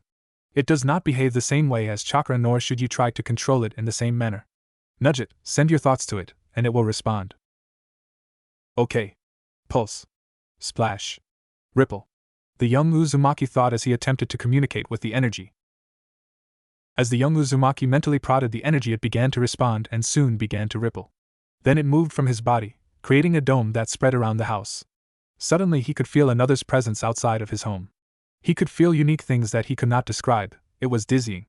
Then it was over, the energy was back in place, the presence gone. What was that? Naruto questioned. That was the Uzumaki version of sensor training. What you felt was the presence of one of the ANBU outside our home. The things that you could not describe were the ANBU's own spirit, the ANBU's emotions. The most proficient members of our clan at this type of sensing called it the mind's eye of the Kagura. With this technique you will always know where your enemies are and who you can trust. Skilled users can even expand their senses for miles. It is a technique that all Uzumaki can use, making us the only clan of sensors in the elemental nations to my knowledge. Kushina explained. Awesome. You're saying that's what I am learning? Naruto responded, excited to learn a new technique. Hi, this is what you will learn to do. By the time you have mastered it, you will be able to do this subconsciously. You will not make your Ka-sen's mistake. Kushina spoke, her voice growing rather stern at the end. Your mistake? Naruto questioned. Hi, my mistake. I never mastered this technique and had to consciously activate it. This mistake helped to lead me to my death. You will not make the same mistake. Kushina said in her I'm your mother voice. Hi. Naruto answered. Alright, now Naruto, your range is currently small, but that is workable. We will work on expanding your range later. For now we will have you activate the sensor as often as you can while I guide you through the feelings you receive from those your technique contacts. Later we shall have you learn to distinguish from humans and animals. Kushina explained to her son. Reaching out to his spirit energy once more, Naruto began to send his message. Pulse. Ripple. His message would be interrupted as his mother interrupted him. What are you doing? You don't have to actually think the message. That is actually a learning technique. Remember how the energy moved when you used it. Coax it. Only use the words as a last resort. Reaching out to the energy, he tried to replicate what had happened before. Unfortunately, the ANBU had moved outside of his range, so he could no longer feel the ANBU's emotions, but he could practice the technique. At first he would struggle to activate the sensor and have to actually think his thoughts to his spirit energy, but eventually he would learn to activate it without the training wheels. It was a first step. He had learned to use the most basic form of the sensor technique, and could now use his spirit energy. That's enough for the day, it's getting late. We will continue to practice this after seal practice tomorrow. Clean up and get ready to bed. Grab a book, I will read it to you before you go to sleep. Kushina spoke from inside of the seal. Naruto got up from his position, stumbling as his legs were asleep from sitting on the floor for so long before leaving the room. He would leave the seal notes on the table, his mother, and he would go over his work during seal practice. Brushing his teeth and picking out a book from the bookcase in his bedroom, he crawled into his non-traditional bed and opened the book. This activity had become a tradition once Kushina had awakened in the seal. Upon the embarrassing discovery that his mother could see everything he did through his eyes, Kushina decided to take advantage of this by reading a story to her son each night, and making him tell her when a word confused him. Once the story was read, he would slip into his mindscape and curl up with his mother and go to sleep. In the morning, he would eat a piece of fruit before he practiced his taijutsu and shower before his mom guided him through breakfast. His mom would then teach him about math, history, language, politics, science, etc. Once done, she would once again help through the preparation of a late lunch before he practiced chakra control and his henge. Finally, he would have dinner and work on his seals, with sensing practice after that. This is the schedule the 5-year-old redhead would follow with little variation for some time, though he would always sleep in the arms of his mother once night had fallen. Over the rest of this year, Naruto's schedule would have a special jutsu added to it once he had mastered the illusionary henge and moved on to the solid henge. Naruto age 6. Naruto's schooling had changed once he learned the special technique his mother had provided him. This technique was the original version of the Kagebushin, the Uzumaki version. The Uzumaki version of this technique is a mix of chakra and spirit energy that creates a sturdier version of the clone created by its pure chakra cousin. The technique is created by sending a sliver of your spiritual energy, a piece of your soul, into an empty shell. Also, while both versions of the technique pass along information, the Uzumaki version passes the information more clearly than the chakra version. Sadly, the Uzumaki version could not be cast in large numbers without certain precautions or risks. While Naruto and Kushina might have begrudgingly admitted that the Nidaime Hokage's technique was superior in general, the Uzumaki version is the only clone that can activate Uzumaki seals and is sturdier than its chakra counterpart, making it superior for their clan's use. With this technique learned, Naruto found his schedule vastly changed. Since Kushina could not transfer with him, she would have Naruto create multiple clones that would study various subjects while she would have the original act as a mouthpiece for her, using his body to teach a classroom full of his clones, correcting their mistakes. To Naruto, it seemed weird to relay what his mother said to his clones and correct his own work under her guidance, and while the beginning was rocky, the method proved effective. Another thing that changed was that his chakra began to get more firmly under his control. Through the use of his clones and chakra memory, the chakra version of muscle memory, he began to get his turbulent chakra under control. It also allowed him to more carefully examine his henge for any flaws, making sure that the technique was perfect. The clones even gave him partners for his taijutsu. The sturdiness allowing the clones to take a couple of hits before they popped. His mother said that the clones would be able to take even more as he grew older and more skilled in the technique's usage. Even the running of katas were different, as he would sometimes stand off to the side and watch a clone, letting his mother once more use him as a mouthpiece to correct the clone on his stances. The knowledge of the stances would be passed along in the form of muscle memory when the clone dispelled. But it was in seals that he most improved. With clones, he had people to test his creations on. He also was able to truly delve into seals. His clones could study scrolls on sealing while he drew one under his mother's guidance. Naruto would come across many seals, but 2 seals would truly gather his attention. These 2 seals would be the animation seal and the listening seal. Those 2 seals would become the main focus of his seal studies. The animation seal is a seal he had begun to practice in the privacy of his home in a place where no windows could see. The seal allowed him to animate an inanimate object, say a suit of armor, and use it as a soldier under his command. It is an Uzumaki seal that no other has been able to copy because it is risky for even an Uzumaki. This pure spirit energy seal requires the user to connect their soul with the object and bring it to life. When dispelled against the user's will, it will cause the user a great deal of pain, even death if used incorrectly. Chakra versions of this seal were deemed impossible after several seal masters destroyed their own chakra network trying to replicate the seal. The listening seal was simply a common spy seal that had never been generalized. Naruto felt that the seal was limited and could be improved upon. With the knowledge of an Uzumaki version of the seal, he desired to make a new version of the seal, a better one. His mother's story about her ambush and how her lack of information and carelessness had made it so that he believed information can be just as powerful as power itself. The final change in his learning was only partially due to this new technique. Kushina believed that with his growing maturity forced upon him by the village he lived in and his expanding knowledge, it was time to teach him about the criminal underworld. She taught him of her connections and how she tried to get them out of Konoha. She also taught how powerful such connections can be, even for shinobi and samurai. Kushina taught him that he could not see things in black and white, for gray existed between the 2 colors. It is currently rather late, and the sun is starting to set as Naruto walks down the street of Konoha in his usual robed appearance as he heads to his home, an occasional pulse of his sensor alerting him to the ANBU shadowing him from the rooftops of nearby buildings. He had just finished visiting the Uchiha compound. The compound had resembled a damaged ghost town as it had not yet been fully repaired since the Uchiha incident, and its inhabitants had moved to the center so as to stay together. He had even run into the now married and recent father Shigeru Uchiha as he was teaching Uchiha children in the courtyard how to access their chakra. The man had apparently married Setsuna Uchiha not long after the Uchiha incident, and had a baby girl not long after. He had even met her when he saw Setsuna holding her child as she watched her husband, before he was pointed in Mikoto's direction. Sadly, his Mikoto Bazin was tired. The cremation of the Uchiha dead had passed with little difficulty, with only a strange Anbu having been caught and killed by the Uchiha guards when he attempted to harvest the eyes of the deceased members of their clan. Mikoto herself was feeling the pressure that came with 2 council votes as civilians attempted to curry her favor. Then there were the Uchiha properties to consider. She had little experience, and allowed civilian businessmen to entrench themselves and was currently struggling against them. Apparently, while many of the civilians now found the clan to be tragic, this did not stop others from attempting to take advantage of the inexperienced Mikoto. Finally, she was under pressure to marry once more by the elders. I wish they would leave Mikoto Bazin alone, and Sasuke-sen isn't helping, Naruto thought. Sasuke had taken the incident badly.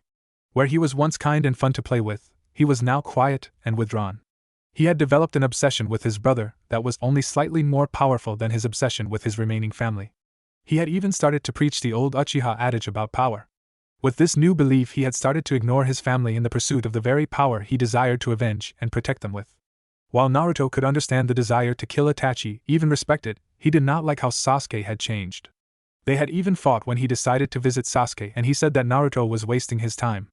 Naruto was unsure of his feelings for his old friend at this moment, especially when he brought up his dead mother and said he didn't have a family anymore and that he wouldn't understand.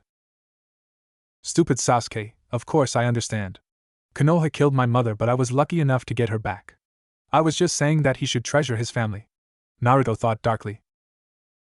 Ignoring the glares around him, he continued to walk before his stomach growled. He was hungry and he didn't feel like cooking. Taking a look around, he found himself surrounded in a sea of glares. He did not feel comfortable. Hey, are you alright? A voice says from behind him as a hand touches his shoulder. Barely stopping himself from screaming in surprise, he begins to turn around. Stupid baka. This is why Kasan says to always keep your sensor active. So this doesn't happen, the boy thought, stressing the word always as he activated his sensor. Once Naruto turns around, he notices a girl with long brown hair and a slender appearance. She is wearing a simple white kimono top over loose black pants. Her face is fair and her eyes bright, with a small smile on her face as she looked at him. Even more surprising was that this girl, maybe 5 years older than him, was being genuine, his sensor only picking up warm emotions. She was being nice to him. Who is she? Naruto thought. No, I am fine. Thank you for asking, Naruto responded, remembering his mother's lessons on being polite. Shinigami-sama only knew what his mother would say if he was rude to one of the few people genuinely nice to him. It is as he said this that his stomach growled once more, bringing an embarrassed flush to the boy's face. You sound hungry, the girl says with a pleasant laugh. Well, just a little. I was just about to get something to eat, but I haven't decided where yet, Naruto responds while rubbing the back of his head in embarrassment. He had no idea how to respond to someone like this girl. Grabbing his arm, she begins to excitedly drag the boy behind her. Come on. I know just the place, the girl says over her shoulder.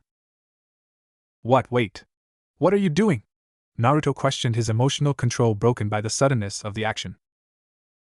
I'm taking you somewhere to eat, silly, the girl responds with a carefree air, a bright smile threatening to split her face. Bewildered, Naruto responds, but I don't even know you. I'm Ichiraku, I am. What's your name? I am answers back. Uzumaki, Naruto.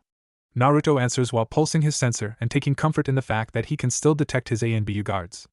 The girl had apparently not known his name. Who knew what would happen now that she knew? Imagine his surprise when the girl just continued to smile and he didn't feel the coldness he had come to associate with negative emotions. The girl didn't care. Is this what people meant when girls are strange? The boy wondered. Girls aren't strange, we're just complex. Go with her, you need to socialize more, Kushina answered from inside of the seal. Soon he was in front of a small stand that had seen better days.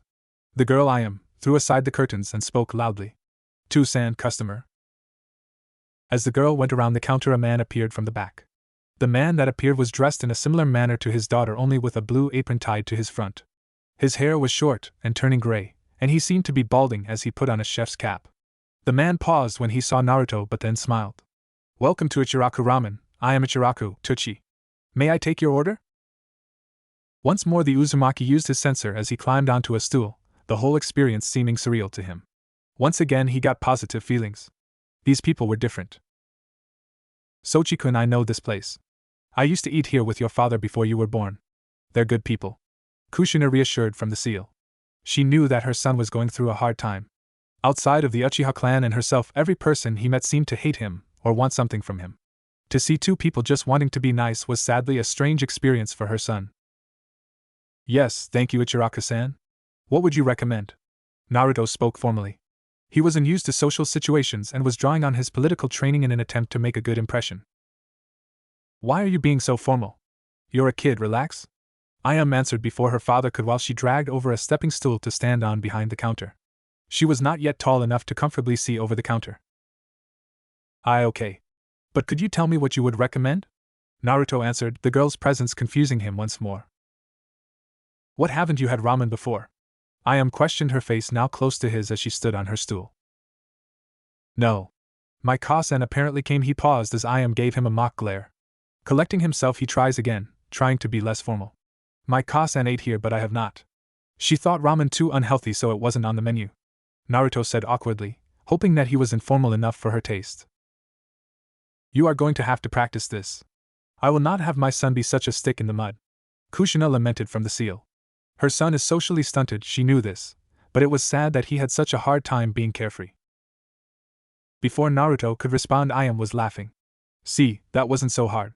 Now because you're cute, I am going to do you a favor. A favor? Naruto wondered.